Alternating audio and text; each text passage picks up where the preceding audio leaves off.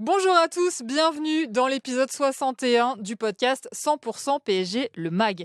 Je vais vous raconter une petite histoire. Il y a quelques jours, j'ai reçu un message d'un attaché de presse, un ancien attaché de presse du PSG qui s'appelle Théo, avec qui j'ai gardé contact après son départ du PSG. Aujourd'hui, Théo, il travaille chez Winamax et il m'a envoyé un message pour me dire « Dis donc Pia, est-ce que ça t'intéresserait un jour de recevoir Coolchen ?»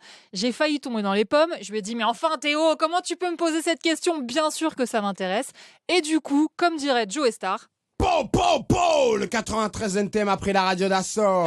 voilà, en tout cas, un des deux, voilà, c'est pas Joe Star, mais c'est Coolchen. Bonjour Coolchen. Salut. Ça fait longtemps que j'avais ce rêve que tu viennes dans l'émission. C'est gentil déjà de dire un rêve, c'est gentil. Je pense qu'on peut partir sur ce mot-là, parce que déjà, les gens qui écoutent l'émission savent que j'aime beaucoup le rap. C'est le cas aussi de beaucoup de supporters, hein. Évidemment pas tous, mais beaucoup. Moi je le savais aussi. Que j'aimais le rap. Ouais, quand Grâce je te vois aux dans les t-shirts. émissions, les t-shirts oui, et tout, forcément. Évidemment, ça envoie des petits messages, Oui. bien entendu. Voilà, et donc voilà, mais surtout parce que tu fais partie des gens dans l'univers médiatique qui ont un vrai amour depuis toujours déjà pour le football et pour le Paris Saint-Germain. Et j'avais tellement envie un jour que tu viennes raconter cette histoire un peu en longueur. Voilà, tes souvenirs d'enfance, de foot, tes souvenirs au parc, la suite aussi, parce qu'après, quand on devient célèbre, on rencontre aussi les joueurs, Ça les nous arrive. dirigeants. Ouais.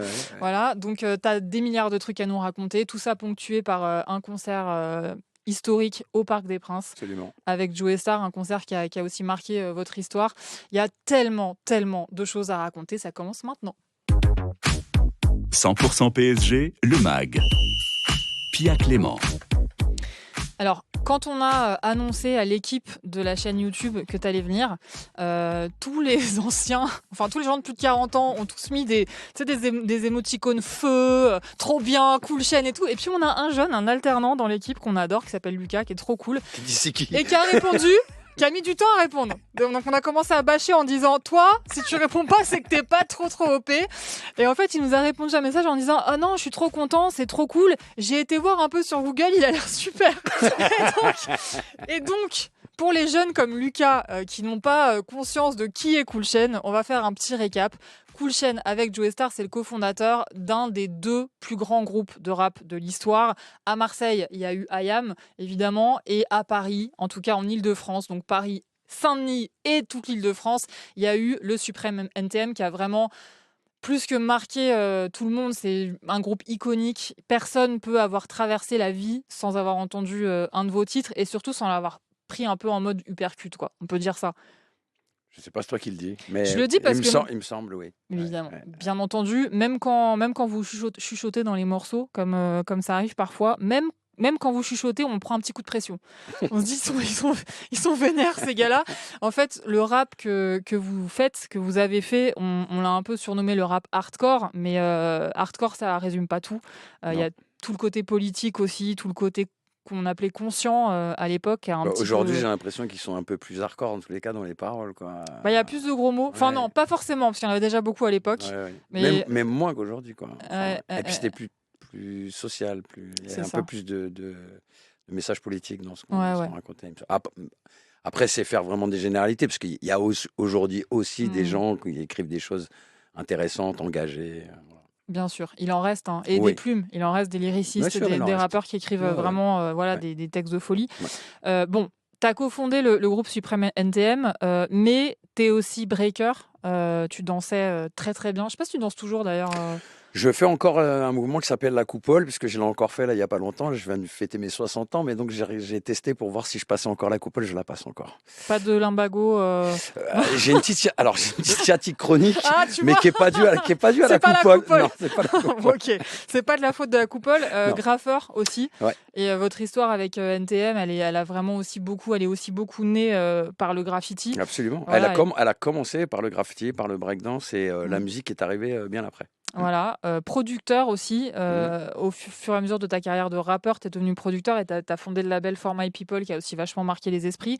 Comédien, tu as joué dans trop de trucs. Dans Engrenage, le nom de ton personnage, Cisco. C'est toi qui as choisi le nom ou pas ? Non. Pas de rapport avec Francis Lasserre ? Non. Ok. Non. Je me suis dit, on sait jamais, tu vois, ça se trouve, on lui a demandé... Mais je m'appelle aussi, et ça a été fait exprès, dans une série qui s'appelle Syndrome E, réalisé par Lord Butler. Je m'appelle Di Maria. Ah, et tu sais, c'est marrant parce que j'ai retrouvé une interview de toi avant l'arrivée de Di Maria où tu dis ce serait bien qu'on recrute Di Maria, on aurait bien besoin de ce joueur. Putain. Je te jure. Ah ouais, ok. Ouais. Je te crois. Tu mais dis, j'ai on pas a souvenir. recruté David Luiz alors qu'on avait. Comment il s'appelait notre défenseur central avant David Luiz qui jouait avec Thiago Silva, le chauve là. Oui, Tu vois oui, très bien, très bien. Et tu dis, on n'avait pas besoin de mettre autant d'argent sur David Luiz, on aurait mieux fait de recruter Di Maria. Voilà. Et bim, Di Maria arrive. Voilà. Bon. Et il écrit l'histoire. Ouais. De toute façon, tu as toujours un train d'avance dans tout ce que tu fais. Ouais, ça, c'est gentil, mais non, je mais... sais pas. Mais... si, mais du coup, ça m'amène. Parce qu'aujourd'hui, tu es joueur de poker professionnel. Ça fait longtemps. Hein. Ça fait depuis 2012 que tu fais partie du team Winamax et tu as gagné plein de trucs, des millions, il paraît. Au moins 2. C'est vrai, c'est un truc de fou. Ouais. D'ailleurs, tu commences ton dernier album qui s'appelle Sur le fil du rasoir en 2016. Les premiers mots, c'est ça. En gros, je me remets pas au rap pour gagner de l'argent parce que pour ça, il y a le poker. Absolument. C'est la première rime de l'album. Ouais. Voilà, exactement. Alors, moi, j'ai une question déjà pour ouvrir cette interview. Est-ce qu'il y a des trucs que tu fais pas bien ? Un truc où t'es vraiment nul. Putain, il y a plein de trucs. Tu t'y es essayé et tu t'es dit c'est pas pour moi quoi. Ah, essayer, je sais pas. Mais quand je m'y essaye, c'est qu'en général, je vois qu'il y a un petit truc quoi qui se passe quand même dès le départ. Je pense que si je vois que je suis complètement main gauche, enfin je suis droitier, hein, donc si je suis à l'envers sur le truc, ça m'intéresse pas de persévérer. Non, mais sinon j'ai plein de tares quoi.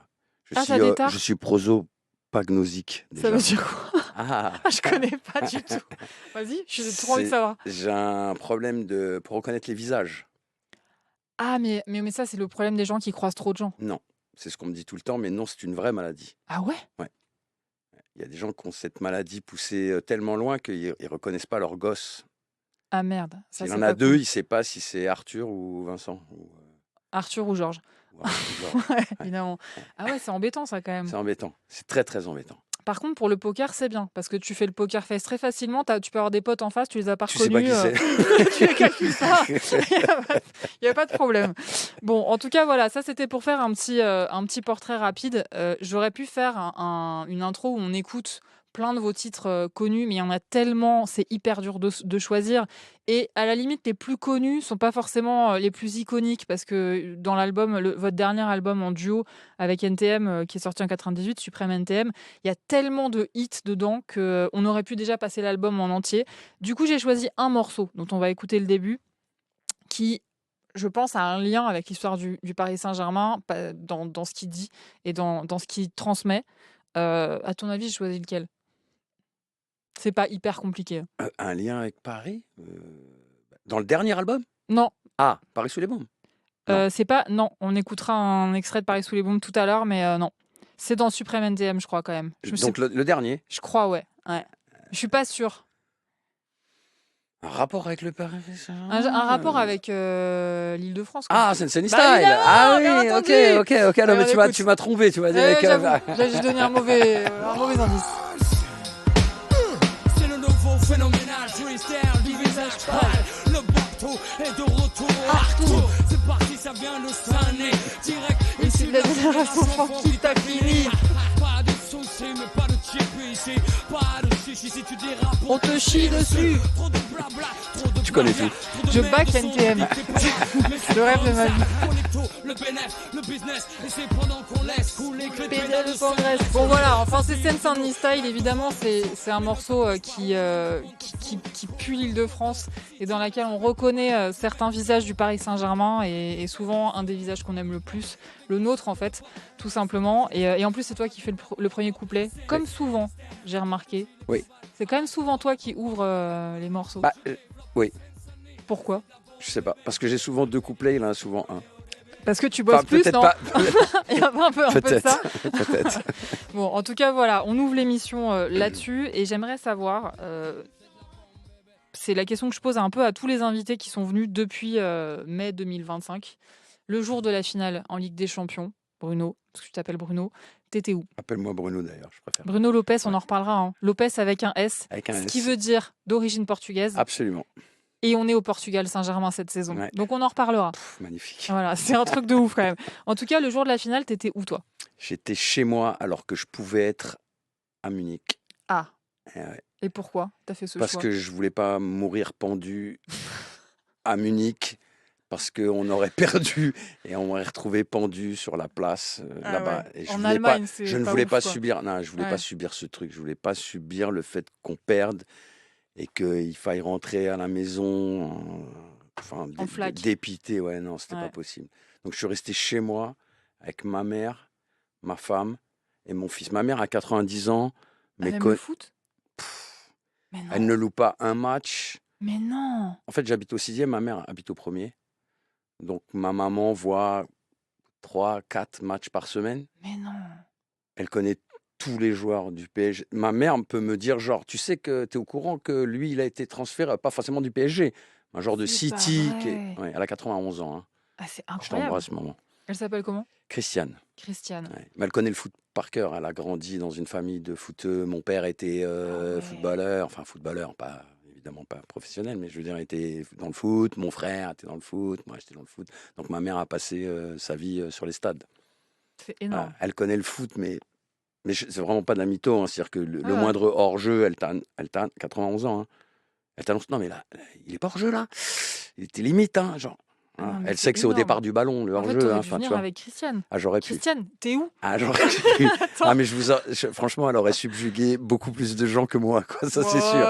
Ça, c'est sûr. En tout cas, on saurait de qui tu tiens. Quoi. Ouais, on n'aurait pas eu trop de doutes là-dessus. Donc, c'est quand même assez rare que les invités me répondent. J'ai vu le match de la finale avec ma mère de 91 ans. Ouais. Je pense que t'es le seul. Voilà. Mais c'est génial parce que ça va nous amener à la suite, c'est-à-dire à ton enfance, donc où tu as vraiment baigné dans le foot. Quand j'ai fait la liste de tous tes talents, de tous les domaines dans lesquels, quand tu as commencé à taffer, tu as excellé, j'ai pas dit le foot parce qu'évidemment, on va raconter cette histoire maintenant. Donc, c'est en fait un peu maintenant que va commencer l'interview où on va repartir aux origines. 100% PSG, l'interview. Donc Bruno, déjà, tu grandis où? Visuellement, tu vois quoi autour de toi? Ma cité. À Saint-Denis? Je suis né à Saint-Denis, oui. C'est Pablo Picasso, ta cité? Non, c'est le domaine Montchoix. Une cité qui est à une rue d'écart avec la cité de Joe Star, qui s'appelle la cité Allende. Okay. Ouais, je suis entre le Clos Saint-Lazare, de Stein, où j'allais tout le temps quand j'étais très jeune, quoi. Jouer au ballon notamment. Voilà, c'est à la limite de Pierrefitte, Stein, mais c'est quand même Saint-Denis. Si je traverse d'un côté, je suis à Stein, si je traverse de l'autre côté, je suis à Pierrefitte. T'es vraiment 9-3, quoi. Le cœur battant du 9-3. 9-3. L'un des cœurs battants du 9-3. Ma femme est du 9-3. Mon fils est né dans le 9-3. Est-ce que Christiane est du 9-3? Elle vient de Bretagne, je crois. Absolument, bravo. Mais elle est, oui, elle a. Alors, ma mère, mon père est né à Saint-Ouen. 9-3. D'origine portugaise, mais il est né en France. Et ma mère, c'est un peu chiant ça. Je sais pas où est née ma mère. Elle va le savoir. Parce que si elle aime le foot, elle va écouter. C'est surtout, je vais me faire engueuler. Bah ouais, quand même, t'abuses. Après, c'était il y a 91 ans. Donc, c'est vrai. Mais elle a vécu à la Plaine Saint-Denis. Donc voilà, 9-3 aussi, quoi. Ouais, donc vraiment les banlieusards de famille, de culture, voilà. Et alors, quand tu es dans la cité, est-ce qu'il y a des endroits dans la cité, par exemple au pied des bâtiments, où ça joue au foot? Ou est-ce qu'il faut s'éloigner un peu pour jouer? Non, ça joue au foot dans ma cité. Il y a de très très bons joueurs de football dans ma cité. Comme dans toutes les cités qui se respectent. Bah ouais. Est-ce qu'à ce moment-là, tu fais partie de ceux qu'on veut avoir dans son équipe? Ouais. Hein. Bah ouais. Bah, je jouais. Comme en fait, quand j'ai. Le relou, quoi. Quand j'ai genre. Ça va faire très prétentieux, mais je sais pas. Quand j'ai genre 10 ans, moi, mon frère a 7 ans de plus que moi, c'est moi qui fais les équipes. Déjà, je joue avec les grands de 17, quoi, tu vois. Non. Mais ça, on joue en 5-5, hein. Il y a un terrain de basket bien dans sûr. la cité, il n'y a pas de terrain de foot. Et mais sors déjà un petit peu du lot, quoi. Parce que t'es pas grand, comme certains, il y a des enfants... J'étais extrêmement petit, c'est-à-dire quand plus tard je joue au foot, quand je rentre sur le terrain, les gens pensent qu'il y a une anomalie. Parce qu'en plus, déjà, j'étais surclassé. Donc, en plus, je jouais avec des gens plus âgés que moi. Moi, j'étais un nain, quoi. Genre, je crois qu'en seconde, je fais 1m50. Ouais, donc t'es En vraiment seconde, t'as 15 en ans, mode quoi. Genre. Vitillage au Neves, quoi. Ce genre de joueur qui est du coup Ouais, et hyper encore sur le technique. terrain, si tu veux. Oui, je suis plutôt technique, oui. Ah bah, si t'es pas technique et que tu fais cette taille-là, ça va être compliqué. Hein. Voilà, Ouais, tu te ouais, fais découper, quoi. ouais, ouais. C'est un jeune du centre de formation du Paris Saint-Germain qui m'avait expliqué ça, qui m'avait dit que quand t'es plus petit que les autres, parce qu'il y en a certains à 12-13 ans, ils font déjà 1,90 m. Ah ouais, ouais. Et quand t'es plus petit que les autres, t'es obligé d'être technique parce qu'il faut que tu puisses éviter techniquement pour pouvoir dribbler, mais surtout, il faut que tu vois le jeu avant les autres pour Ouais, pouvoir faire la passe avant qu'on t'arrive dessus, quoi. exactement, exactement. Donc c'est comme ça que tu développes un peu ta vision du jeu, on va dire. Oui, oui, Ton frère, il joue au foot, donc, oui. mais il est pas jaloux de toi? Non. Il te porte plus? Genre, Oui, il veut que tu sois bon, il oui, t'aide oui, oui, à fond, à fond. Ah oui, à fond, à Il fond. s'appelle comment, Mais ton pour frère? tout, hein, Gilles. Gilles. Pour tout, même quand j'ai fait la musique et tout, mon frère venait pour filmer les premiers instants d'NTM et tout ça. Hmm. Franchement, le petit frère qui gère quand même, hein. Hein. Il a dû halluciner, le grand frère, quoi. Mais c'est quoi Mais il est cet très fier. extraterrestre? Il est Bah ouais, très fier. évidemment. Très fier. Donc, tu gardes quoi comme souvenir de ces moments-là où tu es du coup sur le terrain de basket à la cité avec les copains? Est-ce qu'il y a des filles déjà parmi vous ou c'est que des garçons? Il y a une Ah, fille, Cécile Pitaval. si tu nous entends, Cécile. Ouais, je ne l'ai pas vue depuis 40 ans, hein, je pense. Hmm. Même plus que ça, peut-être. Non, 40, puisque j'étais encore dans ma cité. Moi, j'ai vécu 40 ans à Saint-Denis. Donc, j'ai rarement vu ça. Alors aujourd'hui, je le vois plus parce que le foot féminin existe et puis il y a vraiment des meufs qui ont de la technique et tout. C'était un peu mon pendant en meuf, quoi. Ah Une ouais. gauchère. Mais incroyable, hein. Incroyable. Hein. Elle faisait les roulettes par-dessus la tête, les petits ponts, les Ah frappes de ouais. corps, une frappe de balle de mutant. Je pense qu'elle aurait fini pro, les doigts dans le nez, si à l'époque, le foot féminin, Hmm. ça devait exister, ça devait vraiment Ça, balbutier. Hein, ça balbutiait de fou. Il n'y avait même pas ouais. d'équipe de France à Voilà, l'époque, hein. non. Mais C'est arrivé dans les années 90, donc. donc non, il n'y avait pas d'équipe, Hmm. mais je pense que ça aurait été une pro tranquillement, quoi. Tu sais ce Easy, qu'elle est devenue? easy. Non, non. On s'est pas vu Il y en a depuis eu des perles en 40 ans foot, des filles perles en foot qui ont. qui ont loupé Ouais, bah ouais, ouais, parce qu'il n'y avait pas ce ouais, qu'il fallait, les quoi. structures. Ouais. Alors justement, en parlant de structure, en gros, tu t'épanouis au départ comme beaucoup de petits garçons qui vivent en cité avec les copains en bas du bâtiment. Absolument. À quel moment tu te retrouves sur une pelouse? Eh ben, je commence à jouer plutôt tard Ouais, parce qu'en fait, pareil, il n'y avait pas trop de sections. Mon frère jouait à Pierrefitte. Bizarrement, on n'a pas joué à Saint-Denis. J'ai jamais joué à Saint-Denis. Il y avait un club à Pierrefitte et la première catégorie, c'était Pupille. Donc Pupille, à l'époque, c'est U9, U10, U9, U10, quelque chose comme ça. Mais il y a pas encore les poussins. Alors si, il y a une catégorie poussin, mais en fait, à Pierrefitte, ils l'ont pas. d'accord. Ils n'ont pas cette Donc tu peux catégorie. pas commencer à 6 ans, Je 7 peux ans, pas quoi. commencer à 6-7 ans. Mm. Et donc, je commence à 9 ans, je crois, mais j'étais surclassé, en fait, parce que ça commençait à 10 ans. D'accord. Voilà. Et je commence donc à jouer à Pierrefitte. Ça veut dire que quand tu arrives à Pierrefitte, tu es déjà technique. À 9 ans, tu as Ouais, déjà beaucoup d'heures de ouais, foot derrière toi, en fait. ouais, énormément. J'ai grandi avec un ballon.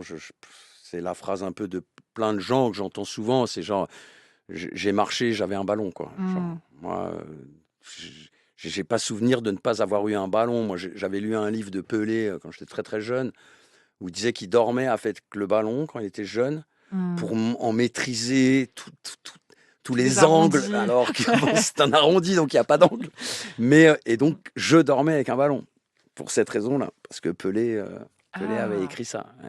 D'ailleurs, j'ai vu sur ton compte Instagram tu postes pas beaucoup de choses sur le compte, mais la moitié Mm. c'est sur le foot. Foot. Mm. Ouais, et beaucoup le PSG, mais que tu t'avais mis un message à la mort de Pelé. Mm. Et J'ai pleuré. Ah ouais? Oui, oui. C'est mon héros, Pelé. Ah ouais. Il n'y a pas mieux, quoi. T'as des images dans les yeux parce qu'il y a plein de gens qui vénèrent Pelé, mais bon, qui n'ont pas vécu. Alors, Déjà, il n'y avait pas beaucoup de matchs à la télé à l'époque, encore moins du Brésil. j'ai quelques images parce que j'ai revu la finale de 70 et tout ça, mais si on cherche bien sur Internet, on trouve des best-of de Pelé où il y en a un qui s'appelle Tribute of Pelé. D'ailleurs, je le conseille à tout le monde pour tous les gens qui pensent que à l'époque, ouais, mais physiquement, mais il viendrait aujourd'hui, il joue à Paris là. Mm. Il joue sur 100%, il a tout inventé. Il fait le coup du foulard en 1962, il fait Mm. toutes les feintes de Neymar, il est quasi après l'autre, il a fait des dérivés un peu. Mais Ouais. d'ailleurs, Neymar a fait a fait une feinte en 2014 que j'avais faite en 82. C'est toi qui l'avais inventé, mais il était pas au courant. Exactement. Mais non. Oui, alors c'est un dérivé de la feinte de Okocha que j'ai fait donc 12 ans avant Okocha. C'est-à-dire que dans mon quartier, quand tu vois la feinte que c'est Okocha, là Okocha, il roule avec le pied droit, il fait feinte avec le pied gauche en passant au-dessus et il contourne. Et en fait, quand il la sort et qu'on appelle ça la Okocha, genre quand je descends dans mon quartier, tout le monde dit bah Nobru, c'est la Nobru, c'est pas la Okocha. Il a volé ta feinte. C'est ouf ça. C'est drôle. Ouais. Ah, c'est énorme, j'adore cette. Ça veut dire que, enfin, on reviendra sur Okocha après, sur la suite après. Moi, j'aimerais souligner un truc, c'est que dans les textes de Supreme NTM et les tiens, il n'y a pas de foot. Non. Il y a des rappeurs qui ont écrit sur le foot, on en reparlera tout à l'heure. Ça, on me l'a déjà demandé, on m'a dit, mais pourquoi mais parce que comment t'écris en fait un truc sur le foot mais il n'y a même pas de métaphore, tu vois. Très peu, il y en a peut-être. Non, même pas, je sais même pas. Il n'y a pas, ça parle pas, tu vois, de supporters, justement, tu aurais pu mettre Pelé dans un texte ou un truc comme ça. Et... Non, j'ai écrit quand même foot de rue. T'inquiète, regarde, on va l'écouter. Je suis allé trop vite. Non, c'est bien, justement, j'allais en parler, parce que là, on est sur le foot d'enfance, et il y a aussi beaucoup de similitudes entre la différence entre le foot de rue et le foot business, et la différence entre le rap des origines et le rap qu'on fait quand on est jeune avec ses copains et tout, et ce que ça devient quand on devient connu.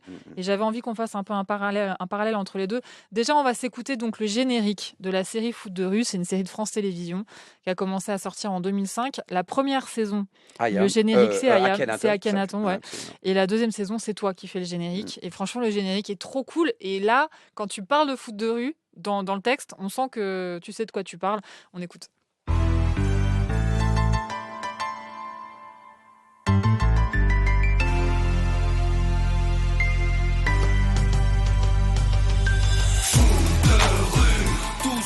Pour marquer l'histoire, tous ensemble à nous la victoire. Foot de rue, fin de corps lève, la tête accélère, dribble, encore frappe, c'est versé du foot de rue. Tous soudés pour marquer l'histoire, tous ensemble à nous la victoire. Laisse de côté la frime, quitte à paraître marginal. On doit porter l'équipe au top et de remporter la finale. Foot de rue. Tu joues pour le quartier comme si tu jouais pour le Barça ou Chelsea. De toute façon, qu'est-ce que t'as à part ça? Précis dans les gestes, pressing défensif. Si tu te loupes, les gens sifflent. Foot de rue. Ah non, c'est pas de la console, c'est le grand jeu qu'on sort. On a que le bitume pour sponsor. Laisse de côté la frime, la défaite on la vit mal. On se doit de porter l'équipe au top et de remporter la finale. Foot de rue. Tous soudés. Bon voilà, en gros, là tu vois, en le réécoutant, j'ai limite les larmes aux yeux parce que ça sent je sais pas comment dire, ça te rappelle ta jeunesse. Pas du tout. Moi alors là vraiment, mais pas du tout. la première fois que j'ai vraiment essayé de faire du sport dans ma jeunesse, j'ai cru que j'allais décéder de... Non vraiment, c'est pas tout. Mais par contre, la sincérité que ça dégage, c'est celle que tous les footballeurs ou les footballeuses me racontent. C'est celle de leur première joie. Je pense que le mot est pas exagéré. C'est ça. Non, c'est... Le foot au quartier, les tournois de Sixte, les 6 contre 6 pour une bouteille de Fanta pour le vainqueur. Voilà, c'était ma vie, quoi. Et en fait, je me disais, tu vois, en préparant l'émission, je me disais, mais c'est un peu une espèce de paradis perdu que tout le monde recherche un peu dans le foot. Cette jeunesse, les émotions que tu avais quand tu étais enfant, que ce soit sur le terrain ou même au stade ou devant ta télé. Et puis après, bah voilà, il y a le foot business, il y a l'argent, il y a tout le côté sombre du foot, etc., qui fait que tu es un peu le cul entre deux chaises, où à la fois t'aimes le foot profondément et en même temps, certains aspects, tu les détestes. Dans le rap, il y a vraiment ça aussi. Il y a vraiment ce côté. Oui. Forcément, quand ça se professionnalise, tu perds un peu l'innocence quelque part des trucs où tu écris des textes sans spécialement chercher un refrain, parce que tu t'en fous du refrain en fait. Mais qu'à un moment donné, on te dit, ouais, pour faire une chanson, il faut faire un refrain. Donc voilà, tu perds un petit peu... cette innocence-là. Moi, dans le football, en tous les cas, ça m'est pas arrivé puisque j'ai stoppé le foot très jeune. Donc, en fait, j'ai toujours été un peu... même plus tard, quand je jouais après au Racing, en nationaux et tout, je jouais encore au quartier. Moi, j'étais un fou. Je rentrais de mon match du dimanche. On avait 4 entraînements par semaine au Racing. À Colombes, donc. Oui, à Colombes, absolument. Avec mon père qui rentrait du chantier, qui m'amenait de Saint-Denis à Colombes sur la A86, les embouteillages, le froid, l'hiver et tout, et qui attend son fils comme ça et tout. Et je rentrais du match du dimanche, donc 4 entraînements par semaine, match le dimanche. Et le premier truc que je faisais quand j'arrivais dans ma cité, c'est que je jetais mon sac parce qu'il y avait un match de 5 contre 5, forcément. Et donc j'arrivais, je disais, il y a une place, il y en a un qui est mort, là, je rentre. Voilà. Et tu nous as dit que tu avais joué à Colombes. À quel moment tu arrives en club? En club, je t'ai dit, c'est à Pierrefitte. Oui, c'est Pierrefitte. Pierrefitte. Et Colombes, alors? Alors, après, je joue à Aubonne en minime. Et l'entraîneur s'appelle Monsieur Lemaguarou, qui a son fils aussi qui joue avec moi. Et je suis aussi 1 an plus jeune encore. Quoi. Je joue encore, j'étais pupille, je jouais donc en minime. Ouais. Et il part, son fils était un bon joueur. Il était capitaine de l'équipe d'ailleurs en minime. Il part au Racing. Il avait 1 an de plus que moi, donc il part au Racing avec son père, qui devient un dirigeant, pas diriger le club, ce qu'on appelait dirigeant à l'époque, c'est celui qui donne un petit coup de main à l'entraîneur, etc. Et il me fait venir parce qu'il y a un essai au Racing, donc 1 an plus tard, et qui pensait que j'avais un petit potentiel. Donc il me dit, viens Bruno, viens faire les essais. Et c'est le papa de Bruno et Benoît Chéroux qui était entraîneur de la nationale au Racing. Ouais, absolument. C'est ouf parce que Benoît Chéroux, il sera sur le terrain le jour du 5-5 dont on va parler tout à l'heure. C'est Benoît ou Bruno? C'est Bruno peut-être. Côté OM. C'est l'OM dont on parlera tout à l'heure. Ah oui. Je crois que Bruno Chéroux, il est sur le terrain ce jour-là. Je sais pas. Ça, tout à l'heure, j'ai vu. On reparlera de ce match tout à l'heure. Bon, en tout cas, là, tu es à Colombes. Ton père, il va prendre aussi des, entre guillemets, responsabilités dans ce club-là. C'est à Colombes qui devient dirigeant aussi. Ouais, il s'occupe de... Alors, il n'est pas entraîneur, mon père, pas du tout. Mais il fait partie des gens, des bénévoles qui sont... quand tu as une équipe de 11 joueurs, il faut les papas pour amener les joueurs. Quand tu n'as pas les cars qui vont... À l'époque, il y avait très peu les cars pour les petites équipes des jeunes et tout. Donc, ils font partie des bénévoles qui amènent les enfants en mettant 5-6 gosses à l'arrière de la voiture, ce qui n'est pas très autorisé. Il fallait bien mettre le 13e dans le coffre. Il n'y avait même pas de ceinture à l'époque, donc bon. Et donc, oui, il devient bénévole au Racing aussi. Ouais. Comment il te soutient? Est-ce qu'il te pousse? Tu vois, est-ce qu'il y a un côté projet Mbappé Alors, mon père, c'était... j'entendais Thierry Henry raconter ça. C'est-à-dire que mon père, je rentre en voiture, j'ai mis un triplé, et mon père me dit dis-moi, tu vas la manger longtemps, la balle, côté gauche, là, quand on est... Nanana, pourquoi tu la donnes pas? Tu veux encore croquer? C'est ça qui te... Nanana. Je dis, papa, j'en ai mis 3. Un gars 3 oui, ok, alors tu crois que machin, c'était ça. Donc exigeant. Alors quand il te disait genre, t'as fait un bon match, je peux te dire que là, t'as décroché le Graal. Mais ça veut dire qu'il connaissait vraiment le foot. Il connaissait très très bien le foot. Et lui qui disait de lui-même, c'est un peu comme Luis Fernandez qui a dit le jour où j'ai rencontré Safet Suzy que j'ai su faire un intérieur du pied. C'est là que j'ai appris à faire une passe de l'intérieur du pied. Mon père c'était pareil, il me disait j'étais nul. Moi, j'étais nul. Quand je tirais un pénalty, je ne savais même pas où je la mettais. Donc, le goal, il ne pouvait pas savoir. Surprise. Il jouait neuf. Il s'est toujours considéré comme un bourrin. Mais il était fan de Serge Chiesa, de Jouve, je ne sais pas si de nom. Ouais, voilà. Forcément. De nom, mais à l'époque, j'étais pas né, en fait. C'était des grands techniciens, quoi, en fait. Et évidemment, il était fan des techniciens. Il était fan des gens qui avaient le mort aussi, qui étaient des rugueux. Mais il avait les yeux pour voir qui était bon, même si lui prétendait que c'était un joueur un peu moyen. Est-ce que tu penses que le fait d'aimer les techniciens et d'aimer aussi les joueurs qui mouillent le maillot, ça a un lien avec ses racines portugaises? Parce que tu vois, c'est quand même des qualités qu'on retrouve chez les joueurs portugais qui réussissent, notamment au PSG, quoi. Absolument. Mais comme on est petit, on est obligé d'être hargneux et technique. En général. Ah oui, c'est vrai. Moi, j'ai pas ce problème. Là, je peux me retourner. Joao Neves, énorme. T'as un maillot, pour ceux qui nous écoutent à la radio, t'as un maillot floqué Joao Neves dans le dos avec l'étoile. T'as l'étoile. Je suis allé la chercher, celle-là. T'es allé la chercher dans ton canapé avec Christiane. Absolument. Ouais, on en a tous bavé, mais toi plus longtemps que nous, quoi. Ah, putain. Enfin, que la plupart des supporters. Ça a été long. Ouais, ça a été très long. Mais qu'est-ce que ça a été beau. Vu le résultat. J'ai pleuré, évidemment. Ah ouais? Ah bah oui. Mon fils me regardait, qui est pareil, lui, il a failli à un moment donné. C'est faux, mais en fait, je crois que c'est même pas après la remontada, je crois que c'est après C'est Manchester après. Il y a beaucoup de gens, ça a été le truc de Là, trop. il m'a quoi. regardé comme ça, il Le m'a match dit là, retour. c'est trop. Ouais. Il m'a dit j'arrête, c'est trop et tout. J'aurais dit non, tu vas pas arrêter. Mais bon, le lendemain, il était reparti. Hein, c'est un peu comme tous les supporters. Hein. Mais c'est Ramsey qui m'avait dit ça un jour. Je l'avais croisé en bas de la radio et j'étais allée le voir. Je lui avais dit ouais, excuse-moi, je crois que tu es fan du PSG. J'ai une émission sur le PSG. Est-ce que ça t'intéresserait de venir et tout? Donc là, je pense qu'on était en 2019. Et il me dit alors oui, je suis fan du PSG, mais depuis Manchester, je boycotte. Je bon, peux plus. Il le était dernier traumatisé. le dernier match que je suis allé voir au parc, Il était là. Bah, tu sais quoi, j'ai pensé à lui aux alentours de la finale. Je me suis dit, j'espère qu'il a recollé les morceaux avant et qu'il a replongé, quoi. Mais bon, je me suis douté que oui, parce que elle est irrésistible l'équipe depuis quelques temps, donc on a juste envie de les aimer. C'est pour ça que les supporters marseillais doivent garder espoir. Ça revient un jour. Ça fait longtemps eux quand même. C'est dur. Mais tu sais que moi j'ai beaucoup de potes évidemment marseillais, supporters avec la chambrette entre nous et tout machin. Et franchement, c'est beau, quoi, le cœur qu'ils ont encore. Mais grave. Parce que, honnêtement, moi, je ne sais pas si en vrai, si, mais ce serait dur, quoi. De me dire à chaque fois, tu fais 3e, 4e du championnat. En Champions League, ça se passe trop mal. Avec des scénarios impossibles. Ce qui s'est passé encore pour eux, c'est trop compliqué. En fait, on vanne parce que.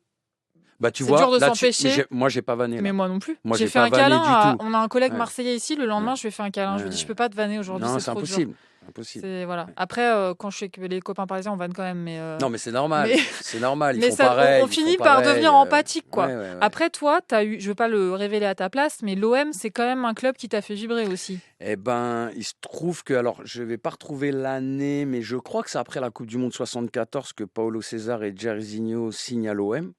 Il me semble que c'est l'année. Ans, hein. J'ai 8 ans. Mais la Coupe du Monde, ça, c'est ma première Coupe du Monde. Celle de 70, j'ai 4 ans, je m'en souviens pas.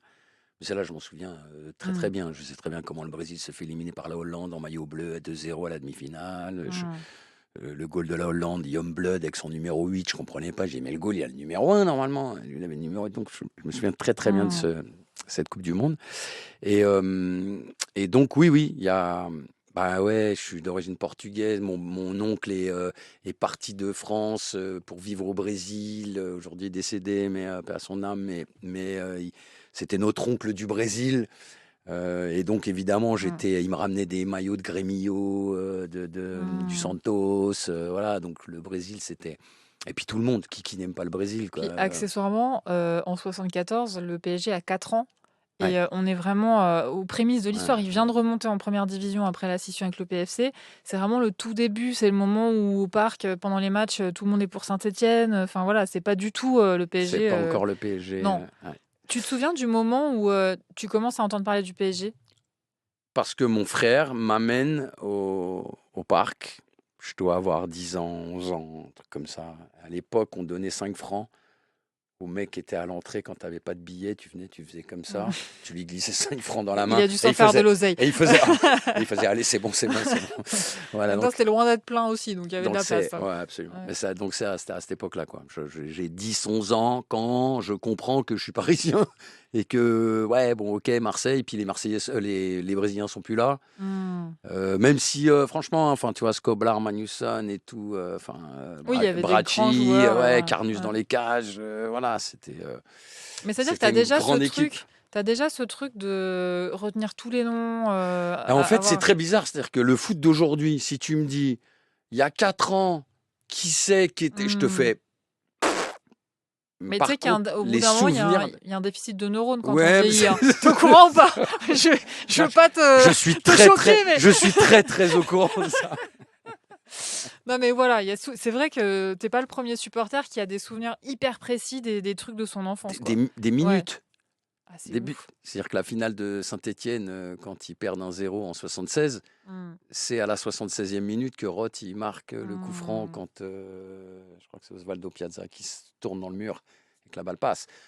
Je me souviens, j'ai pleuré.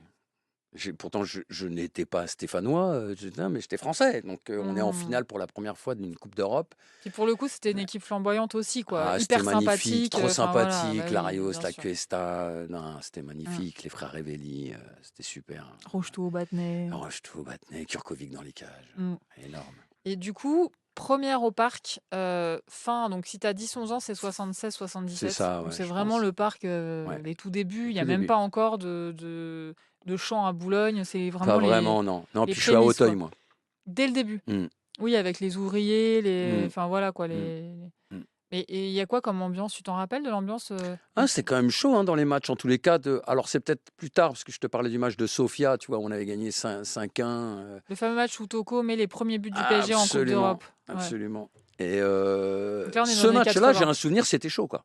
Ouais, mais là, il y a déjà Boulogne, dans les Ouais. années 80, Ouais, parce que ça ouais, commence ouais, fin ouais, 70. ouais, Donc il y a déjà des chants, il y a déjà ouais, des ouais. drapeaux, des Mais trucs tu comme sais, ça. des matchs, quand j'ai 10, 11 ans et tout, on en parlait tout à l'heure, juste avant, c'est un peu flou, quoi, dans les souvenirs. C'est peut-être aussi l'âge qui fait que Non, je vais pas te tacler 50 fois dans l'émission sur l'âge parce que voilà, en plus on n'a pas un écart non plus phénoménal, donc voilà. Bon, en tout cas, il y a un moment à tes 14 ans, donc tu es toujours à Colombes à ce moment-là, Ouais. au Racing. Il y a un moment où il va y avoir un coup de fil qui aurait pu bouleverser ta vie. Est-ce que tu peux nous raconter?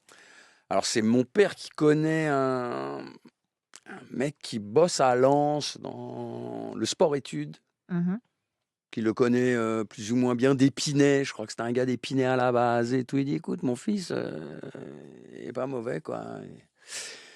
Et donc, il vient me voir jouer au Racing et donc, il me propose de faire sport-études, puisque dans les études, ça allait plutôt bien. Donc, parce qu'à l'époque, il fallait quand même, si t'étais pas bon du tout dans les études et tout, on te prenait pas en sport-études. C'est parfois encore comme ça aujourd'hui. À ok. Clairefontaine, Ok. c'est mon stagiaire Marcus qui est en régie et qui nous écoute, qui m'a dit ça l'autre jour. À Clairefontaine, il faut avoir 14 de moyenne, je crois. C'est ça, Marcus, 14 pour D'accord. pouvoir intégrer Clairefontaine. Ouais, C'est c'était un beaucoup peu déjà le même 14. genre. Ouais. C'était un peu le même genre à l'époque, en sport-études. Donc ça, j'avais le niveau. Et lui, il a considéré que j'avais le niveau footballistique pour pouvoir aller à Lens. Sauf que moi, à 15 ans, je suis très bien dans ma cité, je suis très bien dans ma famille. Et je me dis, mais quoi, en internat, en fait, je rentre pas, quoi. Chez les ch'tis, quoi. Ouais. Toi, c'était même pas ça. Tu m'aurais mis même dans le sud, à Montpellier, où il fait beau et tout. Non. Lens, c'est pas loin, tu peux te dire, c'est pas très compliqué. Ouais, mais aujourd'hui, tu dis c'est pas loin, quoi. Mais je sais pas, à l'époque, pour moi, c'était genre waouh. Et surtout, je me coupe de ma famille, ce qui était pour moi trop difficile. Je pense que j'étais pas assez mature, entre guillemets. Aujourd'hui, tu dis ça à un jeune, c'est pas un problème, quoi. C'est tellement courant et tout. Et moi, je disais à mon père que j'avais pas besoin de faire sport-études pour réussir dans le football. Ah ouais, qu'en fait, tu aurais d'autres occasions, quoi, que c'était pas... J'étais tellement sûr de moi, quoi. C'est ouf. J'ai même fait un truc, mais je sais pas. Si tu peux le dire, il y a prescription. Ah non, mais en plus, c'est pas genre... mais c'est genre hyper prétentieux, quoi. Genre, je suis prétentieux, hein, donc... non, mais je m'en rends compte, parce que je raconte... Bah, t'y croyais, ah, mais croire j'étais en sûr. toi, c'est super important aussi dans la vie, Non, quoi. mais j'étais sûr. Regarde Luis Enrique. T'as vu comment il croit en lui? C'est un truc de même fou, nous, quand même. quand il le disait, on disait vas-y, arrête. Mais bien sûr. Vas-y, arrête, qu'est-ce qu'on va gagner tout? Qu'est-ce qu'on va gagner tout? On est en train de tout perdre. On n'était pas bon, quoi. Enfin, l'année dernière, en début de saison, c'était genre, mais what? On était à 2 doigts d'être éliminé à la Ligue des Champions. Ils disaient non, on va tout gagner. On se disait, méthode couée, quoi. Mais bon, pour réussir des trucs de dingue, et pour le coup, dans ta vie, c'est ce que tu as fait, bah, faut aussi croire en soi un minimum. Je disais, en fait, si tu veux, on va voir Roger Rocher, qui était le président de Saint-Étienne à l'époque. Et je lui dis, bon, regarde, si je viens, je frappe à la porte. Le ouf, quoi. Tu dis, quoi, tu vas déjà la porte, tu vas même pas l'atteindre. Donc, c'est un peu. À moins que tu donnes 5 francs au mec à l'entrée pour passer. À l'époque, c'était faisable aussi, je pense. Et je dis à mon père, voilà, si je vais le voir, je frappe à la porte, je lui dis, bon, t'as 15 minutes, tu prends ton meilleur joueur, on descend en bas et puis on. Je dribble et c'est voilà, réglé. et puis on va voir. Et qu'est-ce que tu veux qu'ils disent là? Il va me regarder, il va dire, ce type est fou. Mais comme j'ai un quart d'heure à perdre, je vais le perdre, ce quart d'heure. Et là, mon père me regardait et faisait, t'es vraiment un fou, quoi. Voilà. Et donc, tu l'as pas fait?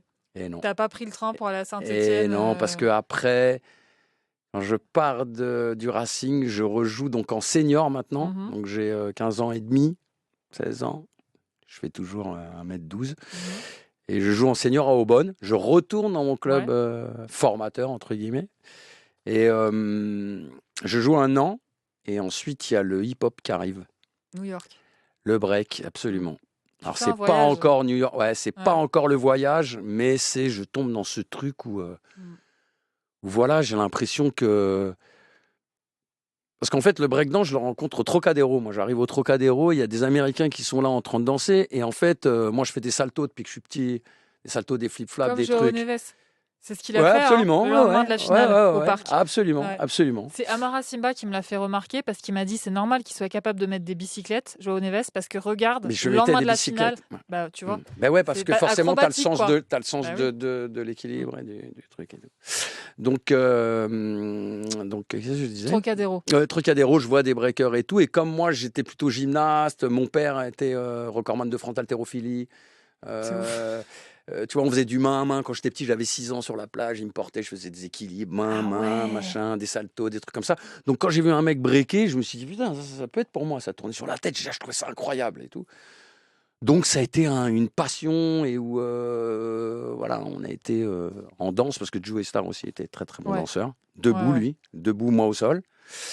Et, à ce moment-là, tu le connais, Joe Star? Alors, en fait, je sais qu'il s'appelle Didier Morville et lui, il sait que je m'appelle Bruno Lopez. On ne traîne pas du tout ensemble parce que j'ai un an de plus que lui. Quand tu es en troisième, tu ne traînes pas avec les quatrièmes. Alors que tu as imposé aux footballeurs pendant toute ta carrière de footballeur de jouer avec toi alors que tu étais petit. Mais par contre, avec toi, ça ne marche pas. Bah, bravo. Et donc, ouais, à un moment donné, lui rencontre le hip-hop aussi en allant au Trocadéro, moi aussi. Et donc, c'est comme ça, on sait qu'il y a un mec qui fait du hip-hop, parce qu'on était 2, hein, dans tout Saint-Denis. Hein, et on était 8 dans toute la région parisienne, parce qu'on est en 83 à ce moment-là. Et donc, on se côtoie, on commence à se côtoyer. Ah ouais, tu connais ça, mais comment tu connais ça? J'ai regardé Flashdance. Ah ouais, le mec, il fait comme ça, tac, tac. Et puis, on traîne ensemble, quoi. Et c'est super bien raconté dans la série qui est sortie en 2022, qui s'appelle, j'arrive pas à retrouver le titre, qui s'appelle Le Monde de Demain. Le Monde de Demain. Franchement, elle est exceptionnelle, cette série. Ouais, merci. J'adore. Non, mais vraiment, ouais, c'est incroyable. Et c'est marquant, quoi, ces moments-là où tu arrives avec des, je sais pas comment ça s'appelle, mais le lino, là, qu'on met par terre. Ouais, que tu déplies au pied du bâtiment. C'est un lino que tu achètes à Castorama. Tu dis, je voudrais un 2 mètres sur 3, s'il vous plaît. C'est ça. C'est génial, quoi. Et en fait, c'est un terrain qui vient remplacer un autre terrain dans la cité, quoi. Absolument. C'est sur le terrain de basket aussi? C'est sur le terrain de basket. Au même endroit, quoi. Oui, où je break, il est minuit dans ma cité avec les gens à la fenêtre. Après, ça suffit, la musique. C'est après ton deuxième match de foot, quoi. En fait, tu reviens du match de foot, tu joues un foot et après tu danses. Après, tu fais ça. Mais jamais tu dors, en fait. De temps en temps. Ah, de temps en temps. Maintenant, avec l'âge, beaucoup. Oui, oui, forcément. Ça fait des ça siestes. aussi, ça fait partie des trucs qui arrivent quand on vieillit, évidemment. Là, tu as parlé du Trocadéro. Dans le graffiti, il y aura aussi le fameux terrain vague de la Chapelle qui va jouer un rôle. L'histoire, elle commence un peu à se déplacer vraiment dans Paris. Vraiment Paris. À ce moment-là, est-ce que tu commences un peu à aller plus au parc? Parce que tu n'es plus un enfant, tu n'as plus 10 ans, là voilà, tu as 16 ans. 17, 18. Est-ce que déjà Joe Star à l'époque, donc Didier à l'époque, il s'intéresse au foot, lui? Non. Pas du tout. Non, pas du tout. Il n'a pas le time. Ouais, il n'est pas dans le foot, même dans le sport en général, quoi. C'est pas trop son délire. Ouais. Et donc tu continues à y aller avec ton frère? Alors, je suis en première au lycée Paul-et-Loire et on a un pote, un fondu du PSG qui a fini aujourd'hui, je sais plus, mais il était directeur des programmes de sport Canal. Ah bon? Il s'appelle comment? Olivier Cocatrix. Ah ouais. Et lui, il grandit avec vous? Ou c'est un pote d'ailleurs? C'est un pote. En fait, on se retrouve au lycée ensemble. Il est d'une autre cité, mais il est de Saint-Denis. Ok, mais il est d'une cité aussi, quoi. Absolument. Et lui, il a les clés du parc. What? Tu vois les grandes grilles du parc. Alors aujourd'hui, c'est plus tellement comme ça parce qu'il y a tellement de trucs. Tu sais, les grandes grilles avec les pointes, là, les immenses pointes. En fait, tout autour du parc, tu as ces grandes grilles là. Mais en fait, c'est la même clé qui ouvre toutes les portes du parc. C'est genre la clé du facteur, mais du parc. Exactement. Ah ouais. Et comme j'étais plus petit, genre il y avait d'autres potes, Bruno Bouvet, tout ça, c'était des fans de Paris, des fondus de Paris, quoi. Peut-être encore pire que moi, quoi. Et on partait à une quinzaine, et en fait, vu que j'étais le plus petit, je m'avançais près de la grille. En fait, il fallait passer la clé à travers le barreau et ouvrir de l'extérieur. Il n'y a pas de serrure. Ok, donc la serrure ouvrir de est à l'intérieur. l'intérieur. Il fallait mettre un truc, tourner, 2 tours, une grande clé, hein, comme ça, les Mais très non, grandes clés. clé du château, quoi. Exactement, c'est la clé du château, exactement, bravo.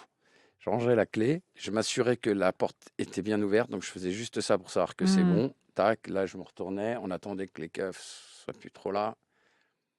Et comme ça, on est bon. Et là, on poussait la porte et on rentrait à 15. Et C'est on énorme. montait dans les escaliers direct. Et les mecs qui se faisaient gauler, c'était les mecs qui avaient vu que la porte était ouverte, mais trop tard, les flics. suiveurs, quoi. Ben ouais, les flics arrivaient, genre bloquaient ceux qui arrivaient, machin. Et on a fait ça pendant des années. En fait, on rentrait jamais au même endroit parce que on se disait, bon, la semaine dernière, on était à Boulogne, donc ils vont peut-être être à Boulogne, on va passer de l'autre côté, etc. C'est énorme. C'est énorme. Mais elle sort d'où, cette clé? Comment il a... Je sais pas. D'une poche? Je sais pas. Si tu sais. Non, je te jure que je sais Ah pas. ouais? Enfin, je sais pas. Je veux Moi, dire- j'étais je pas veux là dire- quand Quand ils ont elle est eu cette arrivée dans clé. sa main. Voilà. Je ne sais pas comment ils ont fait pour qu'elle arrive dans En tout sa cas, main. c'est pas qu'il connaissait quelqu'un qui travaillait au Non, pas PSG du tout, ou non. c'est plus Ouais, je sais pas. un petit Je sais pas ce qui s'est rapin. passé. Enfin voilà. Ouais. Ok. C'est fantastique comme histoire parce que ça rend le truc grave légendaire, quoi, en fait. C'est pas, On dirait c'est vraiment- pas terrible pour le PSG, quoi, parce qu'on Bah, payait à pas nos l'époque, places. Hein, oui, vraiment. mais enfin, c'était pas le même PSG qu'aujourd'hui. Non, c'est Le sûr, parc mais- était pas plein. Ouais, Enfin voilà. Hein. ouais. Parce que là, du coup, on est à la fin des années 80. On est en 80. Alors attends, première 82, 3.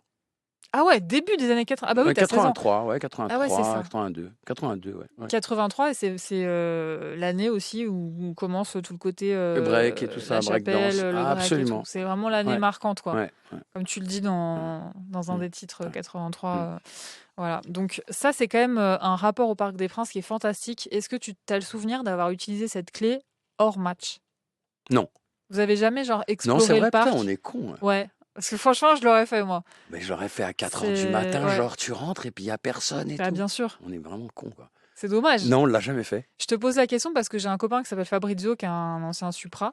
Et Fabrizio, un jour, il avait bu des bouteilles de whisky en arrivant au parc. Et donc, pendant le match, il s'était endormi dans les toilettes. Et quand il s'est réveillé, le parc était vide. Et il était tout seul. Il est là-dedans. resté des heures C'est comme dans le le rêve parc. de s'endormir dans le super. Enfin, Sauf que- de s'enfermer dans un supermarché. C'était du rhum. Parce qu'en régie, il y a quelqu'un qui connaît l'histoire aussi. Et c'était du rhum. Ouais, enfermé dans un supermarché, sauf que c'est au parc. Sauf que lui, comme il n'était pas très très en forme, au bout d'un moment, il est un peu stressé. Il s'est dit, je vais pas réussir à sortir. Et en fait, il s'est retrouvé face à ces grilles, mais de l'intérieur. Et Pour les passer, c'est tendu parce Oui. qu'il n'a pas fait. Si Et ben en fait, il s'est rendu compte au bout de 4 heures d'errance qu'en fait, c'était ouvert.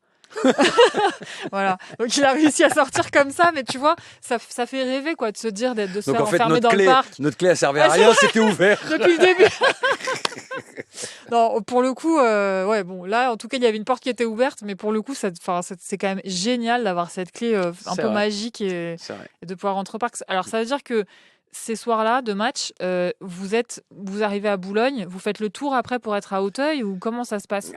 Vous asseyez n'importe où, là où il y a de la place? Voilà, exactement. Voilà. C'est-à-dire que la personne, alors tu montais les marches, puis devant, en fait, les entrées de la tribune, t'avais des gens qui étaient là pour un peu recueillir ton tickets, ticket. ouais. Mais bon, ils voyaient 15 sauvages arriver. Ah, bam, bam, ils n'avaient pas le temps, ils faisaient comme ça.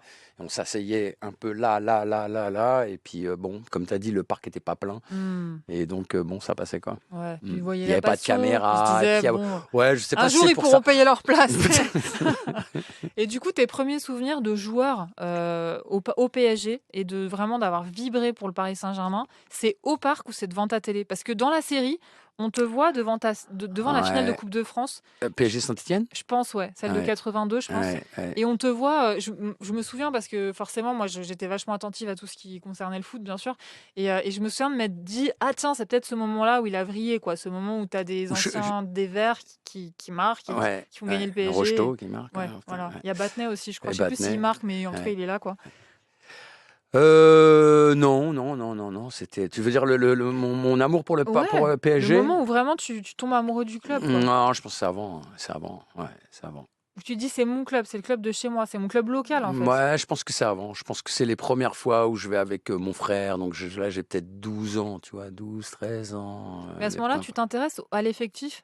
T'as je sais pas, des trucs Panini, tu vois, où tu colles les J'ai joueurs. toujours eu les trucs Ouais, Panini. Quelle Depuis question. toujours. On t'a dit qu'il a baigné dedans, le monsieur. Donc, Non, mon Ouais. frère avait les trucs Panini, donc ouais, évidemment. Quoi, alors, les premiers souvenirs de joueurs, c'est qui? à l'époque? Et je sais pas, Mustapha Daleb, il y avait. Oui, évidemment, Daleb. Mais j'essaye de voir si vraiment Daleb, je me souviens en match et tout. C'est un peu flou, quoi. Mais oui, je l'ai vu jouer, Daleb, c'est sûr, 100%. Mais après, j'ai vraiment les souvenirs de Toko, Boubacar, c'est plus clair, quoi, déjà, là. Les acrobatiques. Ouais, exactement. Ah ouais. Et je t'ai pas demandé, parce que moi, je le sais en ayant préparé l'émission, mais toi, ton poste, c'est quoi? 10. Donc, il y a quand même Safet Souzic à l'époque. Ah oui, c'est après, ça encore. Oui, c'est après, mais quand même. Après. C'est pas genre tout le monde me cite toujours Souzic en premier comme le joueur génie. Ouais, mais non, mais si, mais bien sûr. Non, mais les passes au millimètre et tout ça, du pied, tout ça il nous a fait rêver. Mais pas spécialement, quoi, tu vois. Ah ouais. Non, pas spécialement. En fait, c'est des attaquants que tu me cites depuis tout à l'heure. Ouais. Non, mais j'ai beaucoup aimé aussi, Guérin, Le Guen, tu vois, après. Hein, j'aime bien aussi les besogneux et les gens qui mouillent le maillot, j'aime. Hein, Bah, bien sûr. Et puis en plus, ils étaient forts. C'est ça aussi. Très fort. C'est des porteurs d'eau qui ont. Valdo, j'ai beaucoup aimé. Ouais, là on est après là. Ouais. Bon, en tout cas, ton histoire avec le Parc des Princes, elle commence super tôt. Moi, j'aimerais bien savoir comment tu te positionnes par rapport à ce qu'on a pu connaître à plusieurs reprises dans l'histoire du Paris Saint-Germain, le côté projet banlieue. Est-ce que pour toi, ça a eu du sens à certains moments de te dire, bah moi j'aimerais bien que les joueurs du PSG, en majorité, viennent d'Île-de-France? En majorité, pas spécialement. C'est-à-dire qu'à un moment donné, on ne va pas faire des quotas. Tu vois, s'il y a des gens forts. On était à deux doigts quand il y a Perper qui a été recruté à Anelka. Je trouve juste qu'en vérité, si on cherche bien, on va trouver. Hein. Des pépites. Hein. Dans l'Île-de-France, on tape dans un arbre, il y en a 15 qui tombent. Donc, parfois, je ne comprenais pas qu'on aille chercher des mecs qui étaient à l'autre bout du monde et qu'on avait des gars que si on cherchait bien vraiment et qu'on faisait un vrai centre de formation, on aurait pu trouver des potentiels qui étaient là, quoi. Mais aujourd'hui, tu vois jouer Warren, Seny et tout. Mais magnifique. De plus en plus, il n'arrête pas d'en rajouter, il nous en refout des... Alors, il y a Dron Fernandez qui est arrivé. Voilà. De temps en temps, il y en a un qui est... Mais je pense qu'il a l'air pas mal quand même. Hein, on est d'accord. Il nous a fait une petite entrée l'autre jour, il a fait un geste, l'autre il était obligé de lui dire... Oh, calme-toi, sinon je vais te découper. Ouais, c'est clair. La première balle qui touche, bim, bim. En Ligue 1, c'est carton jaune, ce genre de truc. C'est Neymar qui a... Attends, quand même. Par rapport au Parc des Princes, il y a quand même un moment dans l'histoire, et ça commence dans les années 80, mais ça va être de plus en plus dans les années 90, où ça devient sulfureux. Les soirs de match, c'est vraiment...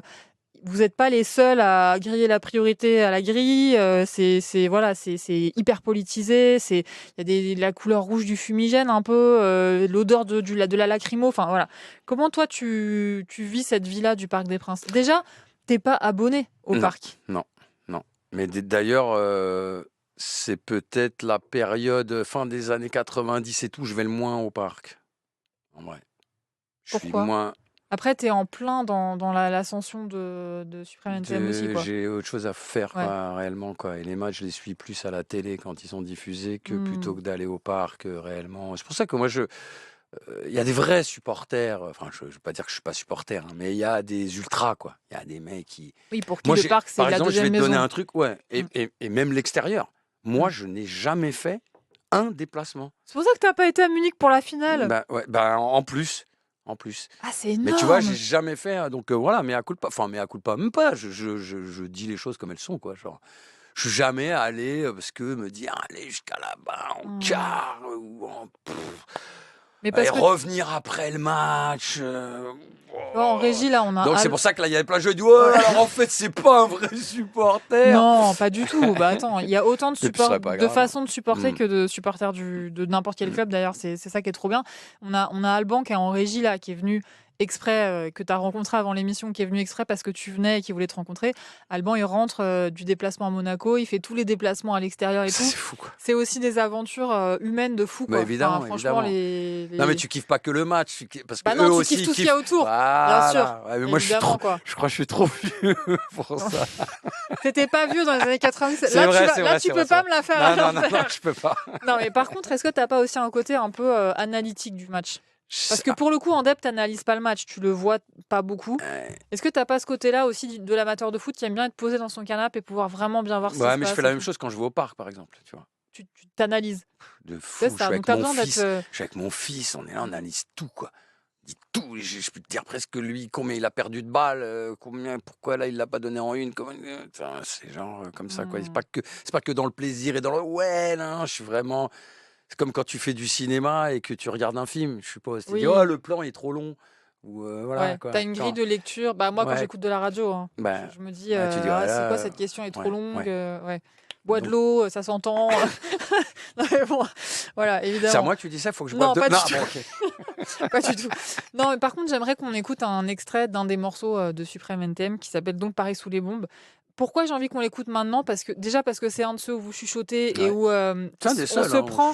Ouais, mais il est vraiment marquant parce que justement, dans ce chuchotement, il y a la subversion. Ouais, voilà. Et il y a la subversion. C'est sous les pavés. Parce que quand tu étais dans le métro, tu pélais la nuit, il fallait parce pas. Parce que Paris sous les bombes, c'est les bombes de peinture, évidemment.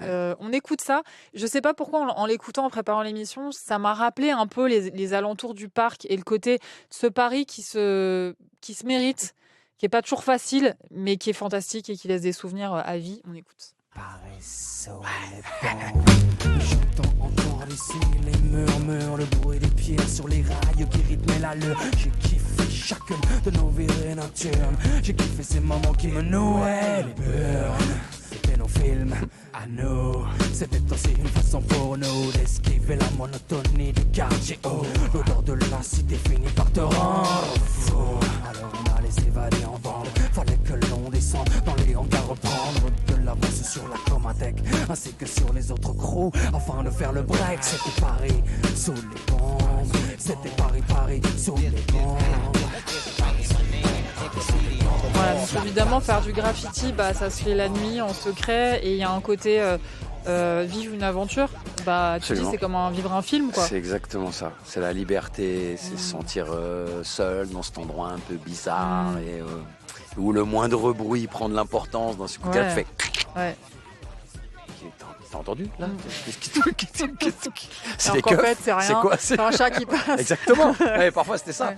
T'avais juste les métros des fois qui faisaient juste. Tu sais pas pourquoi, c'est le truc qui est comme un frigo, tu sais, des fois ton frigo fait un bruit, tu sais. Hein. Des fois t'as le métro qui fait un bruit. Il y a un chauffeur déjà, mais 3h30, c'est pas possible. Et cette ambiance-là de subversion, vraiment, et de vivre dans les interstices de la ville un peu, c'est un truc que tu as pu ressentir aussi aux abords du parc ou au parc? Ouais, quand tu arrives au parc, tu as un peu cette ambiance, même si effectivement c'est moins. Nous, c'était vraiment cloisonné, il n'y a pas de bruit et tout, mais. Voilà, il y avait du bruit au parc. Je veux te dire, la différence, elle est là. Ouais. Mais oui, tu as cette tension, tu as la nuit qui tombe sur Paris, tu as l'événement qui va bientôt arriver, donc tu as un peu ce truc assez similaire. Ouais. Il y a un petit côté aussi, ce que j'apprécie au moment là que je suis en train de vivre, le bourgeois ne l'apprécierait pas, la télévision ne l'apprécierait pas, les bien-pensants ne l'apprécieraient pas. Je vis un Paris un peu interdit, un peu sulfureux. Quoi. Voilà. C'est ça. Ça crée des souvenirs quand même assez fort. Ah oui, ça marque en tous les cas. Moi, c'est cette histoire d'aller peindre la nuit et tout ça. C'est vraiment, c'est mon enfance. C'est une liberté, c'est une façon de partir de la banlieue aussi. Quand tu as dit, vous montiez sur Paris, et vraiment, c'était ça. On monte sur Paris, on monte sur la capitale. Et c'est aussi chez nous, quoi. Exactement. Bien sûr. D'ailleurs, faire un graffiti, c'est une façon de dire... c'est chez moi. Voilà, c'est chez moi, évidemment. Sur le Parc des Princes, t'as forcément t'es devenu très célèbre, quand même dans les années 90, vraiment très célèbre. Ton rapport au parc, il change à ce moment-là, parce qu'à un moment, il y a bien un moment où le club t'invite, ou je sais pas, où les joueurs t'invitent. Tu vois, c'est plutôt récent. Ah ouais? J'ai pas été tellement invité. À l'époque, ça se faisait pas trop, quoi. Enfin... Jusqu'à 98 et tout ça. Donc 98, c'est le dernier album NTM. Donc c'est vraiment le fait de la gloire. Ouais, et on n'est pas tellement invité, quoi. Ça nous arrive, il faut connaître quelqu'un qui se dit ah ouais, ce serait trop bien parce que je sais pas, le mec est attaché de presse mais c'est pas les instances de Paris qui dit tiens, non, il faut les inviter. Le mec, il est venu toute sa vie quand il était jeune et tout, machin. On n'a pas eu cette semi-reconnaissance de dire ouais, on va les inviter pour ça. Quoi, à quel moment, tout d'un coup, un jour, tu reçois une invite du PSG et tu dis waouh? Je ne me rappelle pas.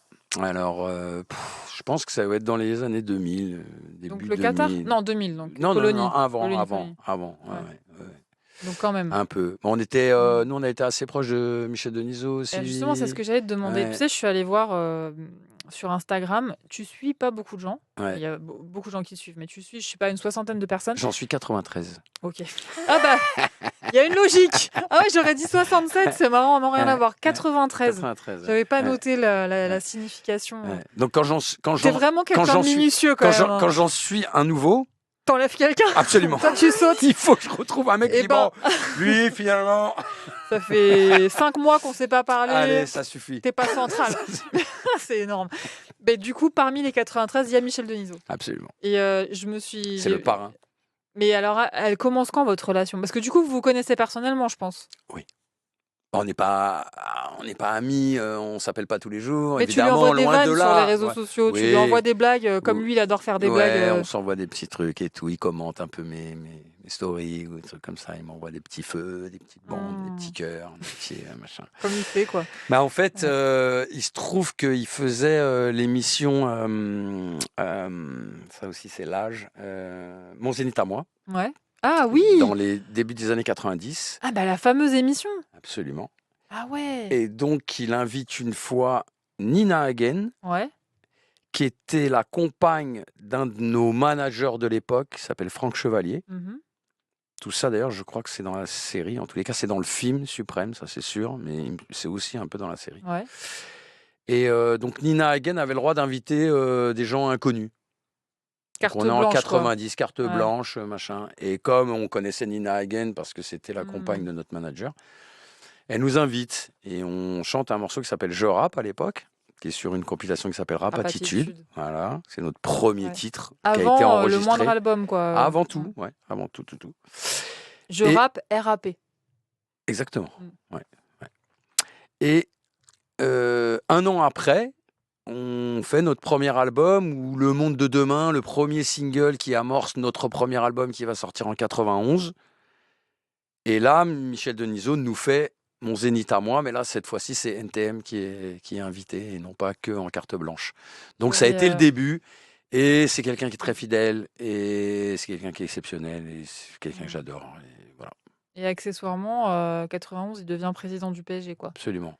Donc lui, il sait. Et moi, je faisais une émission sur Winamax, sur le web, un dimanche soir à 20h, c'est-à-dire pour déplacer quelqu'un à cette heure-là, pour faire une émission web. Ouais. C'est compliqué. Michel Denisot, il est venu. Punaise, ça fait 6 ans que j'essaye de l'avoir. Je l'ai jamais eu. Je te jure, à chaque fois, il me dit oui, ok, je vais venir. Et puis au final, il vient pas. Mais bon, je désespère pas. Je lâcherai pas le truc. Mais t'as de la chance. Mais d'un autre côté, tu mérites plus que moi. T'as accompli plus de trucs. Donc voilà. Mais bon, en tout cas, bonne relation avec Michel Denisot. Ouais, super. Ouais. Et donc, à l'époque, c'est étonnant quand même de se dire qu'à l'époque Canal, vous n'êtes pas invité au parc, sachant qu'il vous connaît, qu'il a joué un rôle dans votre ascension. Mais alors peut-être que je me trompe un peu. Peut-être qu'il nous a déjà invités un peu, tu vois. Mais c'était pas genre, allez, quand vous voulez, vous venez, machin. Porte ouverte. J'avais pas... En fait, ils n'ont pas la vision de se dire que vous pouvez devenir des étendards du club, en fait. C'est ça, sûrement. Alors que sûrement. Ça aurait été tellement, ça aurait eu un sens tellement évident, quoi. C'est ce que j'allais dire, c'est presque évident, quoi. C'est clair. Ouais.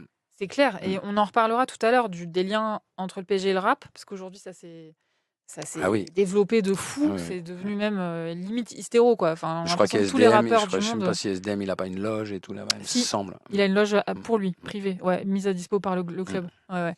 Et on en reparlera tout à l'heure, mais c'est vrai que parfois on se dit, mais dans cette histoire entre le PSG et les rappeurs, ils sont où en fait, NTM? Je me pose la question. Vous êtes où, quoi? Enfin, tu vois, Ayam et l'OM, c'est logique. Et voilà. Bah, nous, moins, apparemment.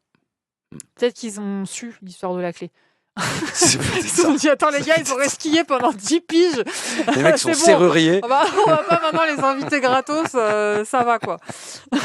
Non, mais on est quand même invités. Enfin, je veux dire, et puis si je voulais vraiment, je pourrais être invité. Je pense Mais que je peux est-ce qu'il y a trouver un moment, peu les tu sais, gens. est-ce qu'il y qui a un vont moment dire, entre le moment où tu viens et tu t'incrustes avec la clé et tu t'assois n'importe où dans le parc et cette notoriété qui vous arrive, il y a bien un moment où tu vas te retrouver dans des places un peu VIP, quoi. Tu vois, en tribune présidentielle. Ouais, ça m'est arrivé, mais pas énormément. Ça m'arrive beaucoup plus aujourd'hui. Ouais. Bah oui. Aujourd'hui, oui. Aujourd'hui, Ouais, ça ouais. y est. Mais parce qu'aujourd'hui, il y a une politique avec le carré, vraiment d'invitation, Mm. des figures, etc. Et c'est organisé, c'est pensé, c'est anticipé. Enfin, voilà. Mais bon, c'est bien déjà qu'aujourd'hui, ce soit... je suis content, ouais, quand on m'invite. Bah je suis ouais. content. Ouais. Tu sais que derrière moi, pour ceux qui nous écoutent à la radio, derrière moi, il y a une photo de Joey Star et toi en concert. Je crois que c'est en 2008, il me semble, ce concert-là. C'est possible ou pas? C'est possible, c'est Bercy Ouais. 2008, ouais. Bah voilà, c'est Ouais, ça. ouais. Et en fait, la Et première je suis photo pas que allé en j'avais Turquie, choisie... hein. Ah, pourquoi? Pour les cheveux? Non, t'étais juste rasé à blanc. C'était juste Ouais. rasé à blanc. C'est important de le préciser quand même. Voilà. Pas comme Fabian Ruiz, quoi, par exemple. Et donc, j'avais au départ choisi une autre photo où t'étais dans les tribunes du parc, là, dans les quelques dernières années, tu vois, D'accord. et où en fait, autour de toi, tout le monde est calme et toi, t'es hystéro. T'es en train de hurler. Comme Et je d'hab. dis, voilà. Comme d'hab. Mais comme la photo était centrée, t'aurais été derrière ma tête et ça avait moins de... On aurait vu que les gens calmes autour et on t'aurait pas vu toi. Donc voilà. Mais en tout cas, même en tribune présidentielle, mon tu fils vis le match. Mon fils qui est à côté. Arrête, papa. Mais là, quel âge maintenant ton fils? 25 ans, un truc comme ça? 22, il va faire 23 dans pas longtemps. Ouais. Ok. Et lui, il s'appelle comment? Comme ça, on aurait Il eu tous les s'appelle prénoms. Gianni. Gianni. Mm. Ok. Italien, quoi. Ouais, mais avec un N. Ah ouais. Ouais, parce que je trouvais que graphologiquement, 2 N, c'était trop long. G-I-A-N-N-I. Ça, c'est le côté graffeur graffiti. qui fait Exactement. Blaze. Bah oui, qui Ouais, cherche vraiment. le Blaze qui va bien, évidemment. Bon, est-ce qu'à un moment, tu te retrouves à passer le miroir, comme tous les gens qui sont célèbres à un moment, et à rencontrer les joueurs? Eh ben, pas Obligé. trop. Bah arrête. Mais non. C'est pas Mais possible. j'ai pas eu ce privilège, moi, de me dire on va m'ouvrir la porte des. Mais les joueurs, ils viennent pas vers vous? Ils se disent pas, punaise, j'adore le rap, j'ai envie de rencontrer un thème. Tu sais, dans les années 90, le rap, Oui, c'est pas la musique qui est écoutée Non. par les footballeurs. Par les riches. Hein. Pas du tout. Non, mais ouais, pas du tout, quoi. Genre, Mm. c'est vraiment. Je me suis rendu compte que c'est très, très tardivement que on a eu. Non, je suis pote avec Bernard Mendy. Parce que. Qui ne l'est pas, j'ai envie de te dire. Bah Il ouais, est mais tellement parce adorable. que. En fait, parce que. Mais. Je l'ai rencontré par l'intermédiaire de Winamax parce qu'il joue un peu au poker. Ah. Donc de temps en temps, il est invité quand il y a des tournois et tout. Et c'est comme ça que je l'ai rencontré, mais c'est pas par l'intermédiaire du foot. Sinon, j'ai jamais rencontré Rai, j'ai jamais rencontré. Voilà, on m'a jamais fait ce cadeau de dire voilà, on te. C'est moi- ouf. Mais Et moi, là, je suis, j'ai rencontré, je les ai rencontrés. Ils savent même pas qui je suis. Hein. À part Désiré Doué, il m'a reconnu. J'ai dit, c'est pas possible. Comment il C'est peut vrai? Mais il a 20 ans. Ah, ça, pas c'est beau, possible. ça. Il a quand même des qualités, ce garçon. Mais hein. ah, franchement, il a pas que celle-là. Non, il n'a pas que celle-là, mais il a quand même, j'ai l'impression qu'un univers culturel assez solide, quoi. Enfin, Mais tu j'étais vois, hyper étonné parce qu'en fait, donc c'est grâce à DJ Snake, évidemment. où le lendemain de la victoire, il me fait inviter au parc, parce que je suis pas invité au parc. Ah, c'est lui qui te... C'est moi qui l'appelle, je lui dis, Ah frère, ouais. je vois que tu es en place de mutant. Je dis, s'il y a moyen de venir et tout, il me dit, ah, t'es fou, je sais que t'es un supporter ultime et tout, donc il n'y a pas de cas où tu viens pas. Il se démerde, alors je le remercie, William. Et il me trouve une place, machin, en VIP en plus, machin, je suis avec tout le monde et tout. Et donc j'ai pu croiser Doué, Joe Neves, Marquis, la photo avec Marquis et tout. Qui, je pense, ne sait absolument pas qui je suis hein, quand j'ai fait la photo. Hein, il ne sait Alors, pas. Marquis, il a ce talent de te faire sentir important quand il te dit bonjour, même s'il ne sait pas qui t'es, parce qu'il est tellement gentil que tu te dis, bah, en fait, peut-être il me connaît. Enfin, je dis ça, je ne l'ai jamais rencontré, mais voilà, c'est ce qu'on me raconte. Quoi. Ah ouais, vraiment. Vraiment. Et Doué, oui, en fait, c'est mon fils qui veut faire la photo avec Doué en faisant le signe qu'il a fait et tout, on kiffait la photo. Après, moi, je suis là, je dis, vas-y, moi, je veux une photo avec Doué. Et là, je donne... Alors, non, c'est l'inverse, pardon. C'est mon fils veut faire la photo avec Doué, il demande, ouais, je peux faire une photo et tout. Il dit, ouais, bien sûr, et tout, machin. Il dit, tiens, papa, la photo. Et là, quand il me passe l'appareil photo, Doué se retourne donc, pour me regarder et je vois qu'il me reconnaît. Il fait oh là là. Ah, ce papa-là, quoi. Ouais.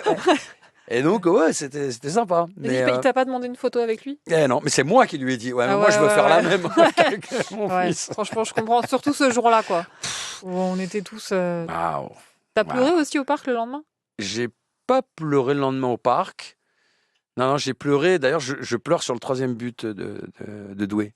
Alors, c'est très marrant parce que depuis ce jour-là, le 31 mai, tout le monde a cette info en tête de à quel moment il a pleuré, à quel but il a pleuré.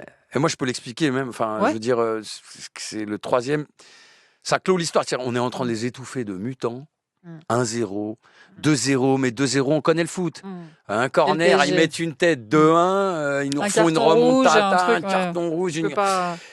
Par contre, quand Doué marque le 3e, vu comme on les étouffe, je me dis non, là, c'est pas possible, c'est fait maintenant. Là. Et je tombais les bras en croix dans mon salon, en train de pleurer avec mon fils. Il me dit, mais t'es vraiment un fou. Mais les bras en croix par terre ? Ouais. Ah, sérieux ? Ah oui. Non, mais c'est beau. Minimum. C'est quoi le plus que ça? Je sais pas. Mais déjà, j'ouvrais les fenêtres, j'hurlais les fenêtres de ma résidence. J'hurlais, mon fils hurlait, on sautait dessus. C'est la folie, ma mère. Machin. Christiane en folie. Christiane en folie, mais la scène devait être folle, quoi. Non, mais c'était fou. C'était fou. C'est incroyable. Avec ma femme, qu'on n'a rien à foutre, qui était dans la chambre, qui entendait juste les cris, et moi, je poussais la porte de la chambre. 2-0 3-0 Non, 3-0, tu pleurais, arrête tes mythos. 3-0, chérie. Et puis que ça continue, quoi. 4, Varal, ou Séni, quoi. Dis, mais c'est qui se Séni, passe, quoi. Alors, moi, Séni, tu sais que moi, j'ai vécu le match avec Fabrice Pancrate. On commentait le match en bord terrain au parc. Waouh. Donc c'était une dinguerie, quoi. Et à 5-0 sur le but de Séni, je pose mon micro, je me mets à pleurer et je suis plus là pendant 10 minutes.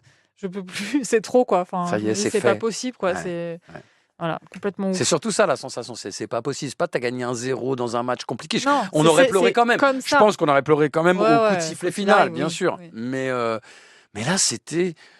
En fait, la manière est inattaquable. Tu te dis, même ceux qui auront envie de vanner, il n'y aura rien à dire. Les Marseillais mes potes marseillais qui ont dit, qui disent, ok. Bah, si t'aimes le foot, t'es obligé de reconnaître que c'est même pas que le match, mais un parcours de folie. La performance du parcours, d'ailleurs, ils sont honnêtes là-dessus. Ils disent, non, mais il n'y avait rien à faire, vous étiez trop fort, quoi. Alors que si on fait machine arrière et qu'on regarde tout, enfin, je veux dire, Pacho, quand... C'est Tottenham, non? Je crois, Pacho. Il sauve dernière minute, là, de la cuisse. Je me souviens plus du tout. C'est comme toi, ça se mélange de plus en plus. Et les pénaltys quand même contre Liverpool, alors que moi, je suis au parc PSG-Liverpool. C'est une leçon de football comme j'ai rarement vu devant mes yeux. Et on perd 1-0, alors qu'on les a torpillés, genre la meilleure équipe d'Europe, qui a 21 points sur 21, ou je sais plus, 24 sur 24. Bref, et là, on arrive, on leur met une leçon, mais une punition. J'étais avec mon fils, je disais, mais c'est quoi cette équipe? C'est National 3 ou quoi, en face? S'ils font. Et on perd 1-0, j'étais trop mal. Encore une fois, je me dis, ça y est, on va sauter là.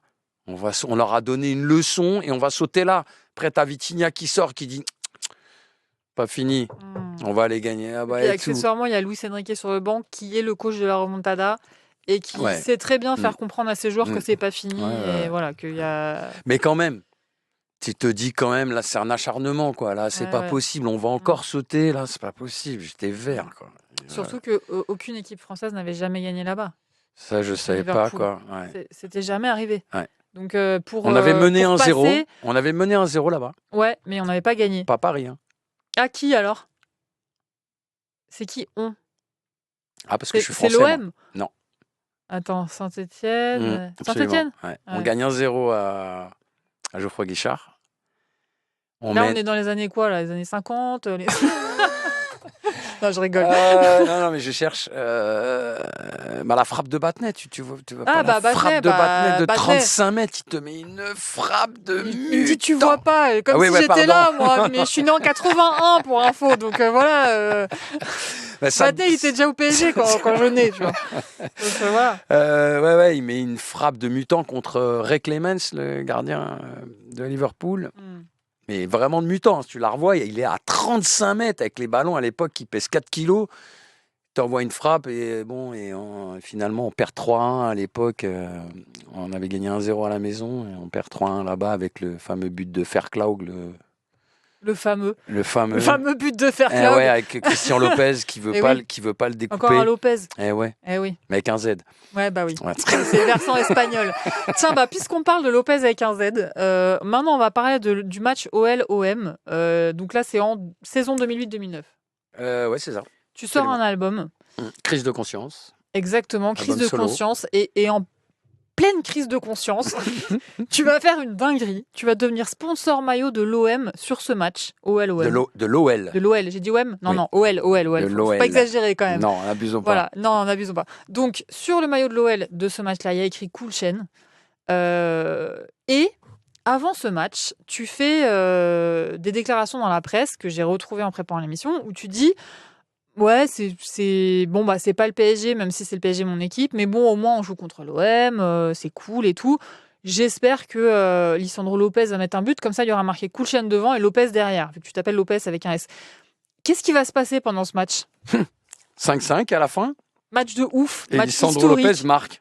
2 buts. Mais est-ce que tu es au stade ce jour-là ? Non.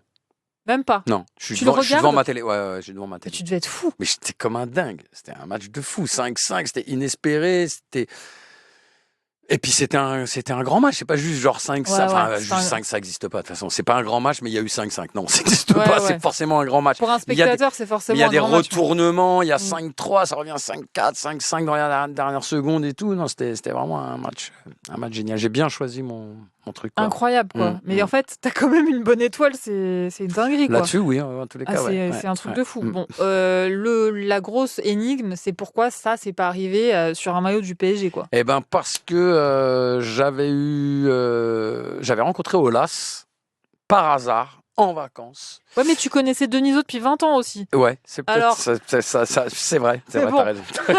t'as raison. Oui, mais alors en fait, je sais pas, parce que la finalité, c'est que Valéry Zetoun, qui était mon producteur de l'époque, devait avoir un contact avec Olas. Je sais pas comment ça s'est fait, puisqu'il n'y avait jamais eu la pub d'un album ou d'un artiste sur un maillot de foot.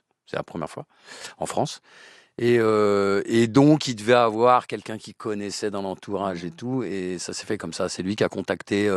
Il a dit, ouais, pourquoi pas mettre le... Parce qu'il y a Cool Chain, il y a le nom de l'album aussi sur le... Alors, il n'y a pas la date de sortie quand même, sinon ça aurait fait un peu trop d'écriture sur le déjà, truc. sur les images, c'est dur de lire. Oui. Sur les images arrêtées, tu lis Cool Chain, mais Crise de conscience, c'est un peu dur à lire. Non, c'est dans la bande rouge et bleue, je crois, de Noël, dans un truc comme ça. C'est ça. En tout cas, c'est quand même ouf.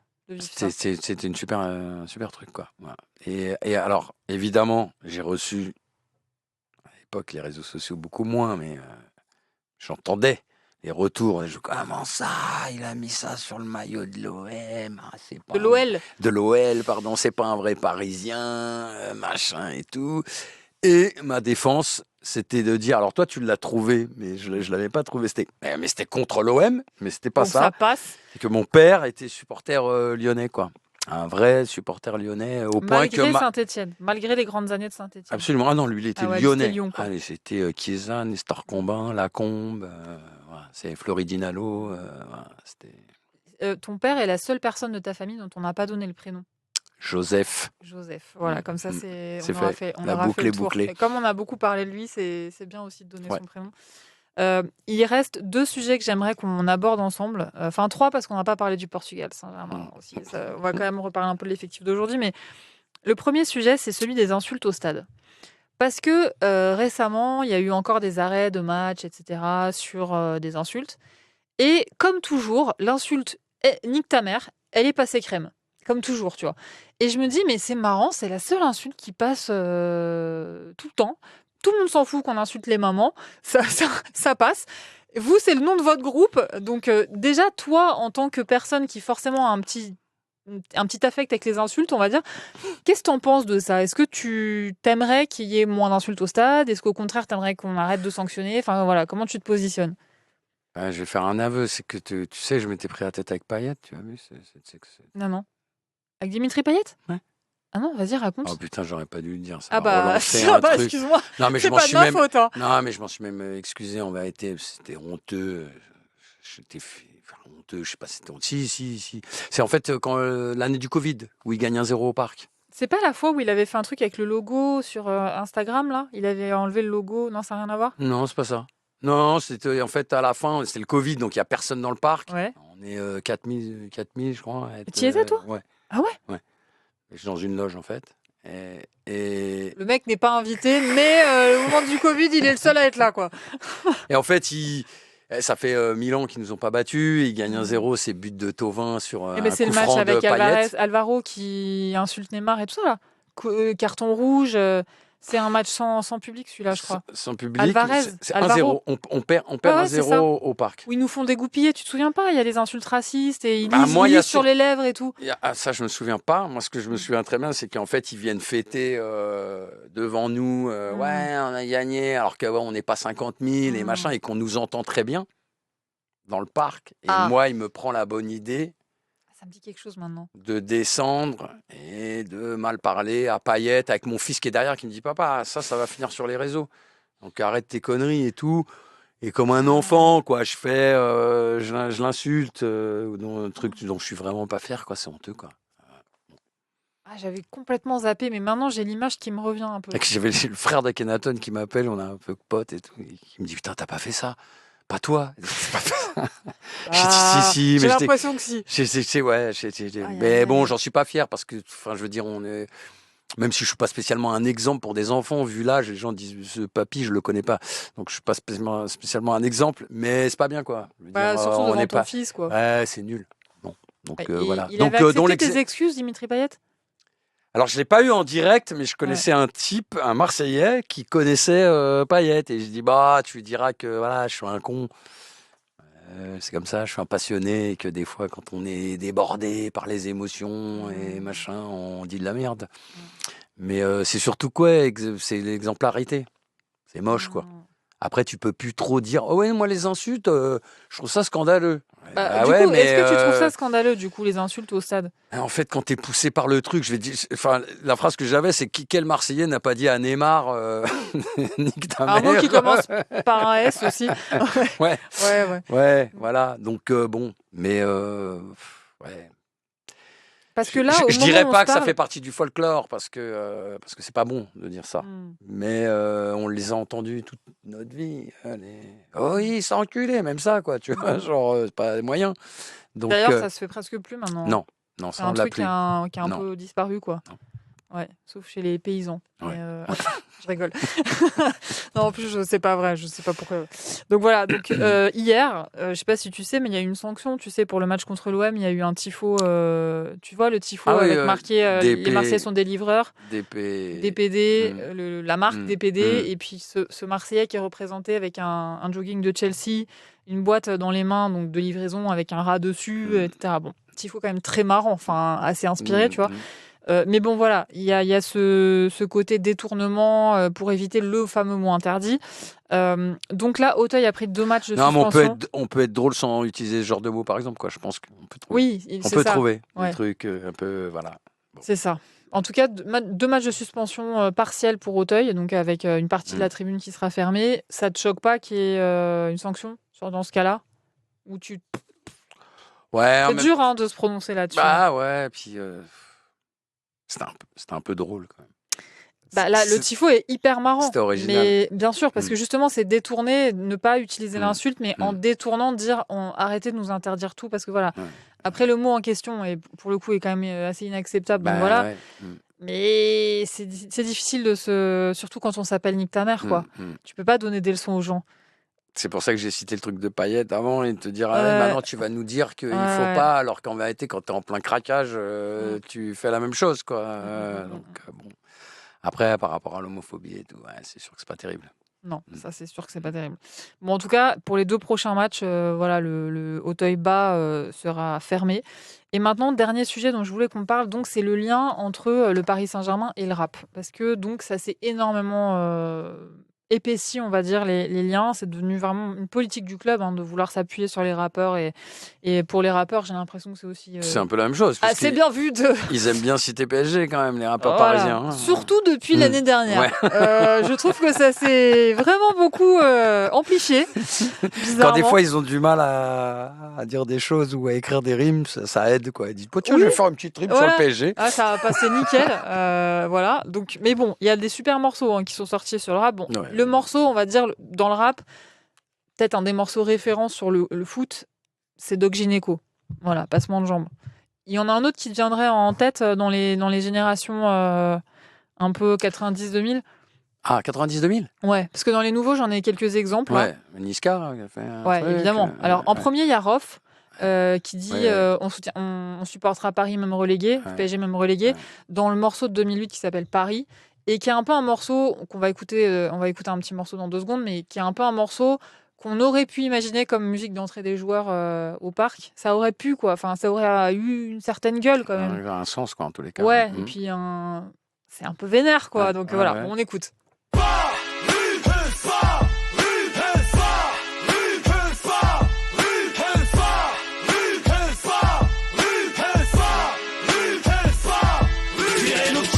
Tu refond mon sur la province vient briquer sa live sur du banditisme moral, tu peux pas tester. Tu sais que c'est ici c'est l'IA nocturne sur tu refond voilà. mon sur Ça, on peut pas s'empêcher de se dire ça sonne vraiment parisien, quoi. Et puis ça sonne bien, quoi. Ouais, ça sonne bien. Voilà, c'est un bon son. Voilà, c'est un bon son, il y a des bonnes paroles. Bon, malheureusement, la phrase le PSG, on supporterait le PSG même s'il était relégué, elle rime avec dégué. Et pour le coup, c'est pas la rime n'est pas utilisable par le PSG, en tout cas, clairement. Ensuite, on a un morceau qui a marqué tout le monde, évidemment, c'est Matuidi Charo de Niska en 2015, donc ça donne ça. Paris Saint-Germain, Matuidi Charo, attaquant défense, Matuidi Charo, milieu de terrain, Matuidi Charo, même les diagonales, Matuidi Charo, les affaires les salles, Matuidi Charo, Matuidi Charo, pas mal aussi, hein. Énorme. Et il a chanté au parc le lendemain de la victoire. Exactement, il faisait partie des rappeurs qui étaient là, et avec DJ Snake, d'ailleurs, on va réécouter ça dans 2 secondes. Il y a eu MHD aussi en 2016, qui a sorti le morceau Afro Trap Partie 3 de Champions League. Ouais. L'intro du morceau, c'est ça. Ah, la moulette vient de Paname, intouchable comme Verratti ou Mota. Voilà, forcément. Et le refrain, c'est ça. On se bute à la peau, c'est la Champions League. 7-5, c'est la Champions League. 9-1, c'est la Champions League. 9-2, c'est la Champions League. 9-3, c'est la Champions League. 9-4, c'est la Champions League. 9-5, c'est la Champions League. On fait tout le tour de l'île de France. 7-7, c'est la Champions League. 7-8, c'est la Champions League. C'est la Champions League. Paname, c'est la Champions League. Foxy, t'es pas de ma team. Voilà, ça aussi ça marche. Ouais, ça marche très bien. Ça marche bien. Et puis donc on arrive à Niska et DJ Snake qui sortent un morceau dans la nuit de la victoire en Ligue des Champions et qui jouent ce morceau le lendemain au parc. Voilà, ce morceau c'est ça.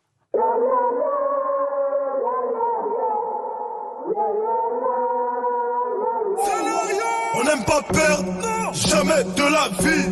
J'ai marqué la légende, Charo, je peux pas rêver petit. Rêvons plus grand. DJ Snake, Sifu de la paix. Numéro 1 depuis longtemps, va leur dire que c'est écrit. Paris, ma ville, elle est magique. Paris, ma ville, elle est magique. Paris, ma ville, elle est magique. Paris, ma ville, elle est magique.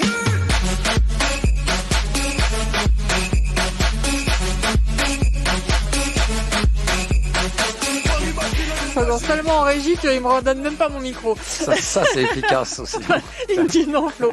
On est d'accord, c'est efficace aussi, hyper ça. Efficace. Ouais. Bon, moi je suis désolée, mais je garde une frustration. Je comprends pas que NTM ait pas fait un morceau qui évoque le foot, qui, je sais pas, qui peut se passer au parc. Mais tu sais, c'est cette question dans des interviews, on me l'a déjà posée vraiment beaucoup de fois à l'époque, quoi. Genre il y a 20 ans, il y a 25 ans. Pourquoi jamais un morceau sur le foot ? Et à chaque fois, je me disais, mais qu'est-ce que tu veux que je raconte sur le foot ? Si c'est pour dire passement de jambes, crochet, arrête. Regarde ce que t'as fait avec foot de rue. Oui, mais je me suis pas rendu compte. En fait, je me suis pas rendu compte que, en fait, oui, effectivement, si tu commences à jouer sur les noms des footballeurs, tu fais machin et tout, tu trouves un refrain efficace. Et puis ton ressenti, l'efficacité des refrains. Oui, mais là, regarde, quand t'écoutes, c'est pas. C'est plutôt très musical et très punch plutôt que genre le truc de limite foot de rue. Il y a plus de références au foot. Genre, pour le coup, Doc Gynéco aussi, par exemple. Voilà, c'est super écrit et voilà, il y a un vrai truc sur. Absolument. Voilà. Avec des refs et tout. En tout cas, quand tu vois, par exemple, Booba qui joue avant le classique, là, il n'y a pas longtemps, quand SDM qui est venu sur le classique de la saison d'avant, Dembélé qui rentre sur la pelouse en écoutant du Booba, pareil, Doué qui rentre avec Dolce Camara et tout. Et puis PLK qui est venu jouer il n'y a pas longtemps aussi, etc. Comment tu vis ça, toi ? cette espèce de connexion avec le... Parce que, je te dis franchement, moi, il y a des moments où je trouve ça un peu forcé. Ouais. Je sais pas si ça l'est vraiment. Tu penses? Toi, ça te plaît? Ouais, ça me gêne pas, ouais. Parce que je trouve que c'est la génération d'aujourd'hui, les mecs, ils écoutent que du rap. Tu vois, c'est pour ça que je te dis ça. Nous, les années 90 et tout, va chercher un mec qui écoutait du rap dans tous les mecs. Aucun. Ouais. Zéro. Ouais. Donc, enfin, zéro. Peut-être pas zéro, mais très, très peu. Alors qu'aujourd'hui, c'est la génération de doués et tout ça. C'est mômes qui ont 20 ans, ils ont grandi que avec 2000, il y avait Anelka et tout ça. Voilà, pour le coup, ça devait commencer. Ça commence. Mais d'ailleurs, on a fait un truc avec Anelka pour RER, qui était un magazine de rap de l'époque, où on a fait une couve partagée et tout. Donc, je l'ai rencontré, donc je le connais bien. Même si, et le mec me dit qu'il connaît pas les joueurs. Non, mais... je sais que tu connais Jérémy Ménès aussi. Oui, en plus. Mais on s'est croisés. Oui, mais on n'est pas des potes, quoi. Je connais Sylvain Whittord aussi, tu vois. On s'est croisés plein de fois, machin, mais on traîne pas ensemble. On n'est pas des ennemis, évidemment. On est des connaissances, mais on s'est vu 2 fois dans notre vie. Pour eux, NTM, ça a du sens aussi. Je pense à Anelka, Whittord, évidemment. C'est leur génération. Oui, vous êtes vraiment les grands frères, on va dire. Mais aujourd'hui, je veux dire, tu vois, j'ai été surpris que Doué me reconnaisse. Parce qu'un môme de 20 ans, même de 25, même de 30, connaît pas trop, quoi. À la limite, va te faire ses palmes. Benz, c'est ça, non, un truc. Et à chaque fois, ils vont dire ma Benz, c'est le truc que chante Joe Star. Ouais. Non, c'est pas Joe Star qui chante. C'est ça. C'est Lord City. C'est exactement ça. Bien sûr, mais ça doit être tellement énervant pour lui. Pour les deux, quoi. Ah non, mais ça doit être trop relou. Ça lui est déjà arrivé en interview qu'on lui dise. Je suis pas sûr en interview, mais en tous les cas, c'est ce truc de la voix qu'il a quand il fait ma Benz, Joe Star. C'est pas lui. C'est pas lui. C'est ouf. Ça, c'est toujours resté, quoi. Bon, en tout cas, moi, je sais pas, quand je vois les rappeurs, tu vois, qui jouent 3 morceaux avant un match avec un son où ça résonne, où on comprend pas les paroles. C'est pas un endroit pour chanter. Mais merci, on est d'accord. Non, mais absolument pas. En fait, j'ai du mal. La connexion, elle est naturelle entre le PSG et le rap, entre les rappeurs et le rap, c'est naturel. Mais la façon dont c'est fait, j'ai du mal à trouver que ça met en valeur le rap, en fait. Bah oui, mais même quand tu fais même l'effort de faire une balance et tout ça, c'est-à-dire que nous, comme tu l'as dit, en 2010, on a fait le Parc des Princes. C'est pas le meilleur endroit pour chanter. D'ailleurs, ça avait fait partie des retours sur le concert. D'ailleurs, je me suis noté. Ouais, mais ça m'étonne pas. Bah oui, quand tu chantes à Bercy, c'est un peu fait exprès. Déjà, c'est grand Bercy, mais c'est fait exprès. Mais si tu chantes à l'Olympia, par exemple, là, tu vas avoir un son quasi parfait, quoi. Et là, tu sors et tu fais « What ?» Parce qu'il y avait que 2000, 3000 personnes qui sont déjà soudées. C'est compact et tout. Au parc, le son, il s'en va, il résonne. Ça rebondit, c'est moyen. J'ai retrouvé un article du Parisien le lendemain de votre show donc au Parc des Princes, donc 19 juin 2010. 35 000 spectateurs, quand même, section d'assaut en première partie. C'était vraiment un concert événement. Vraiment, c'était marquant pour tout le monde. C'est le parc pour nous en plus, tu vois. Bien sûr, évidemment, quoi. Et puis vous étiez séparés, vous aviez fait des Bercy. Absolument. Là, vous revenez au parc et tout. Il n'y avait pas beaucoup de concerts au parc aussi, accessoirement. Ouais. Le premier paragraphe de l'article du Parisien, qui dit aussi en fin d'article qu'il y a eu des problèmes de son et des problèmes d'écran qui ne marchaient pas et tout, mais qui dit « Un déluge d'infrabasses, une explosion qui déchire la sono XXL, la voix de Joe Star rugit soudain, à faire trembler la tribune Boulogne et à fusiller les tympans d'un footeux. Le show NTM peut commencer. 1 an après leur dernier concert à Bercy, Kool Chain et Joe Star sont de retour chez eux, sur scène, au Parc des Princes. 70 000 bras se dressent en cadence dans la fosse du stade. Les boss du rap français surgissent à l'avant de la scène. Avec, j'ai pas la bonne page derrière, donc je sais pas avec quoi. Mais en tout cas, t'as vu, ça avait marqué les esprits quand même. Et vous, pour vous, de jouer là-bas, c'était comment ? C'était symbolique, pour moi en tous les cas, puisque je jouais pas très foot, mais... Moi, c'était symbolique, mais je sais que c'est pas les meilleures conditions pour aller faire un concert. Ouais. Après, t'es moyennement satisfait quand tu sais que le son était pas ouf, quoi. Déjà, c'est le plus important quasi, c'est le son, quoi. Tu veux vraiment que ton son, il frappe les gens et qu'ils comprennent ce que tu racontes aussi, alors que avec ce côté un peu résonance, tu comprends beaucoup moins bien les paroles. Et puis, il y a aussi le fait de jouer dans un truc qui est immense où ce truc est impersonnel, alors qu'effectivement, quand tu fais tu sens pas les gens... beaucoup moins, quoi. Les meilleurs concerts, c'est un peu bateau de dire ça, mais c'est quand le mec, il peut te tirer le jean parce qu'il est collé. Voilà, et il est là, et que là, tu transpires, et que quand tu transpires, il reçoit les gouttes. Ça, c'est les meilleurs concerts, c'est sûr. Évidemment. Et je pense que ceux qui ont vécu ces concerts-là avec vous sur scène Ils sont pas prêts à les oublier, je pense. Bah, tu sais que même quand tu reviens par exemple, à Bercy avec une scénographie énorme où vraiment tout est bien mieux que ce qu'on faisait à l'époque, le mec te dit ouais mais non mais moi j'étais là en 95. À la je sais pas quoi, il te sort le nom de sa ville où ils étaient la MJC de voilà, je sais pas où. voilà, on était 400. Ah c'était autre chose. Hein. Alors oui. tu dis mais attends, mais non, t'es fou, Ouais, t'as mais eu non, les écrans et tout. Ouais, mais je m'en fous des écrans moi. Bien sûr. Ah oui, c'est sûr. Bon alors, dernier truc qu'il faut m'expliquer, 2022, le PSG annonce un projet avec un label qui s'appelle Rec 118, pardon. Projet d'un album qui s'appelle Ici c'est Paris. C'est un album de rap. T'as pas entendu parler de ça ? Bah non mais voilà, non mais ça c'est pas possible. Album de rap que le PSG produit. Au final, il n'est pas sorti à cause du fait que Kobalade a pris 6 ans de prison et que ça a compliqué le projet. Mais en gros, ils sortent un peu une liste des artistes qui vont être sur ce projet. Leto, Kobalade, Mig, O'Malley, Timal, Capo Plaza, Guide Besbar, Ornette La Frappe, NASA, Daouzi, Drix, VG Dream et pas toi quoi. Parce que non, je sais pas, moi jamais Ni Booba d'ailleurs, non, ils t'ont même pas. Non. Bah là, t'as vu hein, ma réaction, je ne sais pas de quoi tu parles. C'est ouf. C'est dommage quand même. Oui, c'est sûrement dommage, mais à un moment donné, il faut coller un peu avec la génération actuelle et que. Ouais, mais t'imagines sur un album et que comme ça. Tous ces gens-là ont beaucoup plus d'impact que je pourrais en avoir parce que tu vas toucher les mecs de 50 piges. Mais les mecs de 50 piges, ils n'écoutent plus de son. Enfin, ils vont pas aller sur les trucs. C'est pas eux que tu vas déclencher. Donc, si tu veux vraiment pas te planter, moi, je me souviens de Gaston Bide qui était venu à une émission, parce que j'animais une émission à Winamax, donc j'avais ramené et tout. Et il veut faire la série validée. Et où il me dit en face, quoi, genre, bravo à lui, quoi, genre, il me dit, ouais, non, mais bon, en gros, je vais mettre plutôt Jul et... Ah non, pardon, il faisait valider et il allait faire Taxi 5. Ok. Et donc, il va faire une BO et tout, et en gros, il m'annonce... Alors, il a mis des pincettes, il a réussi à te dire, mais... Et en gros, t'es un peu trop vieux, quoi, pour qu'on te mette sur la BO, quoi. parce que oui, parce que tu vas pas concurrencer Jul aujourd'hui. Ou les jeunes qui sont là et qui vont avoir plus d'impact sur le truc. Et que toi, tu vas parler à très peu de gens. Donc, mais c'est compréhensible. Après, s'il veut se faire plaisir, il va le faire, mais commercialement, c'est pas la meilleure option pour lui, quoi. Oui, mais tu vois, par exemple, je me dis par rapport au PSG, à ce qu'ils essayent de mettre en place, d'avoir des grands rappeurs d'aujourd'hui, c'est génial. D'avoir Booba. Booba, il est aujourd'hui et hier en même temps, donc c'est là où il est super fort et où il est le seul à avoir réussi à faire ça. Mais SDM et compagnie, c'est génial de les avoir. Mais c'est dommage de ne pas avoir aussi les légendes du rap qui sont en plus vraiment pour de vrais PSG, quoi. Même Cynique, tu vois.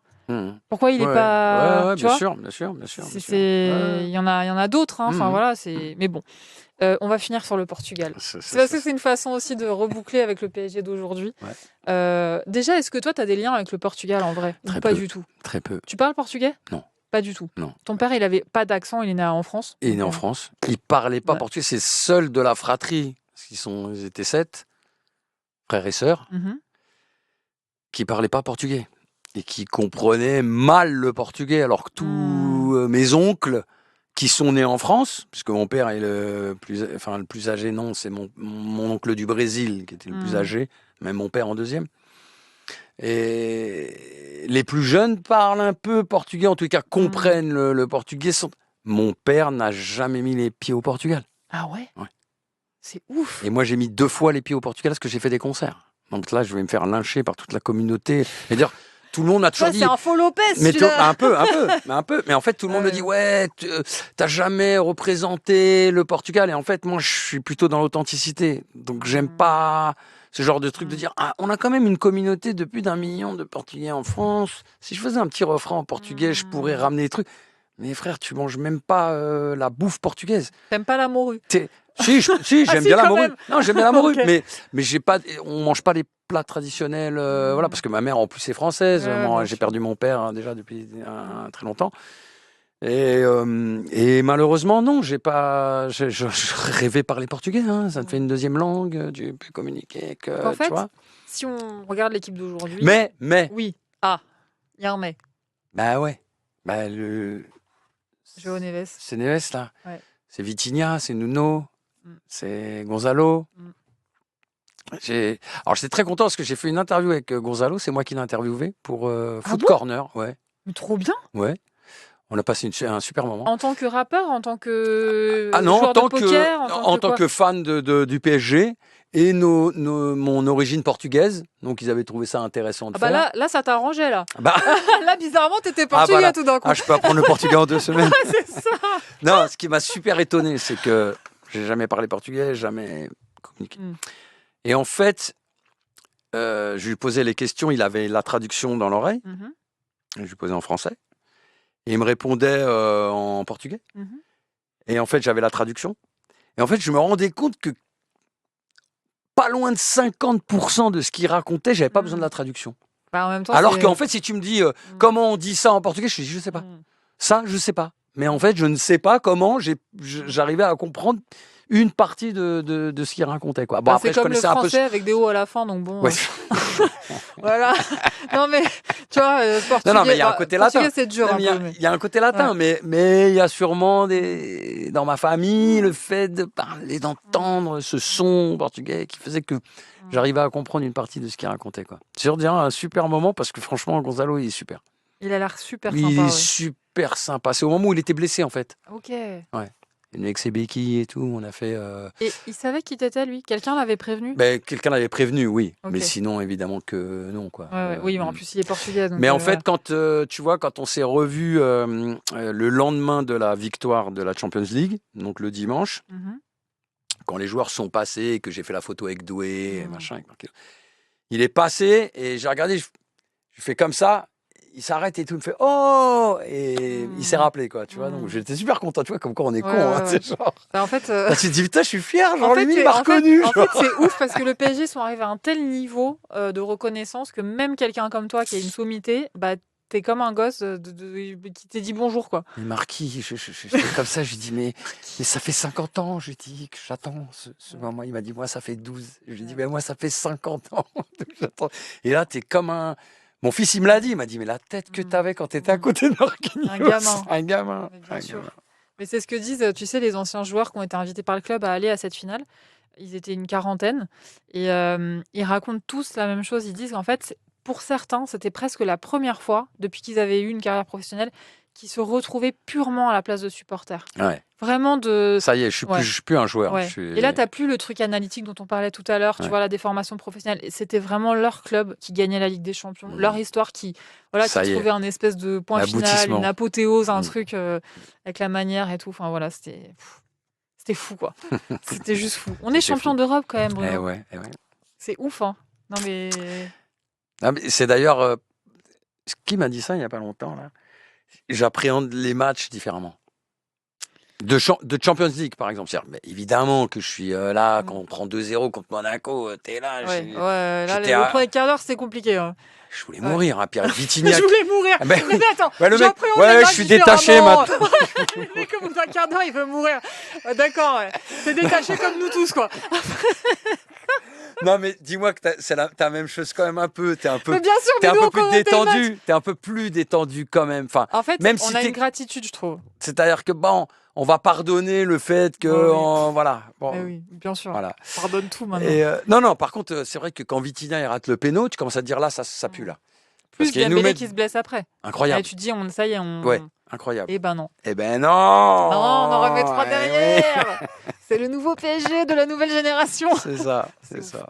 Bon, écoute Bruno, franchement, c'était un bonheur de passer ce moment avec toi. C'était super. C'était vraiment, vraiment cool. Ouais. Et ça donne envie de t'entendre parler de foot plus souvent, en fait. Tu vois Parce que voilà, tu parles de poker, forcément, tu parles aussi beaucoup de rap, mais finalement, va parler de foot dans d'autres médias. Va dans l'équipe du soir. En tous les cas, je préfère, grand plaisir. Et si tu vas dans l'équipe du soir, tu leur demandes de me caler le même jour, s'il te plaît. D'accord. Ok. D'accord. Voilà. Ça roule. C'est cool aussi d'entendre des vrais connaisseurs de foot en parler, et tu vois, et des vrais amoureux, quoi. Ouais, c'est cool. Mais de toute façon, je préfère parler 1000 fois de football que de rap, quoi. Le rap, c'est vraiment, ça y est, on a tourné la page. Et alors que le foot, non, comme c'est marqué sur mon Instagram, c'est football addict, quoi. Il n'y a pas de meilleure addiction, franchement. Enfin, ça dépend, mais globalement, c'est cool, quoi. Voilà. Ça peut rendre heureux. Et malheureux, mais heureux quand même. Ça peut rendre très malheureux. Parce que toi, tu t'es retrouvé en étoile de mer sur ta moquette il n'y a pas si longtemps à pleurer. Donc bon, voilà. Mais c'était pour la bonne cause. Bon, merci beaucoup, Cool Chain, d'avoir été avec nous. Merci à toi, c'était super. C'était un bonheur. La semaine prochaine, on va faire une émission consacrée à l'histoire des maillots du Paris Saint-Germain. Okay. Ça va être trop bien. On va être avec 3 collectionneurs et ils vont rapporter plein de maillots. Et on va parler de l'histoire des maillots. Il y aura plein de trucs à dire et ça va être... J'ai la chance parce que moi, on m'a offert récemment le maillot rouge avec la bande bleue au milieu, avec Ronaldinho dans le dos. C'est Ronaldinho qui te l'a offert ? Non. Ah, ok. Malheureusement. J'allais m'énerver là. Ah non, mais alors là, tu l'as jamais rencontré ? Là, je retombe les bras en croix et je pleure. Et je pleure. Non, jamais. Non, jamais. En fait, je crois que tu n'oses pas assez demander. Parce c'est que possible. Et puis, moi, j'ai pas d'attaché de presse. J'ai jamais eu de manager. J'en fais un peu tout seul. Donc, je suis pas là un peu à quémander du tout même. J'attends que ça arrive. Donc, des fois, c'est long. Ouais. Comme la Ligue des Champions. C'est ça. Mais bon, ça finit toujours par arriver quand même. Bon, merci 1000 fois en tout cas d'avoir été là. Toi, super. Et puis, merci pour la musique. Vraiment, quoi. Enfin, sincèrement. Et je pense qu'on est très nombreux à Non, mais je penser. sens que c'est sincère. Ouais, je vais chialer encore. Mais j'ai tendance à chialer toutes les 5 minutes. Allez, salut tout le monde. La semaine prochaine, on parle de maillot. Ciao. Ciao.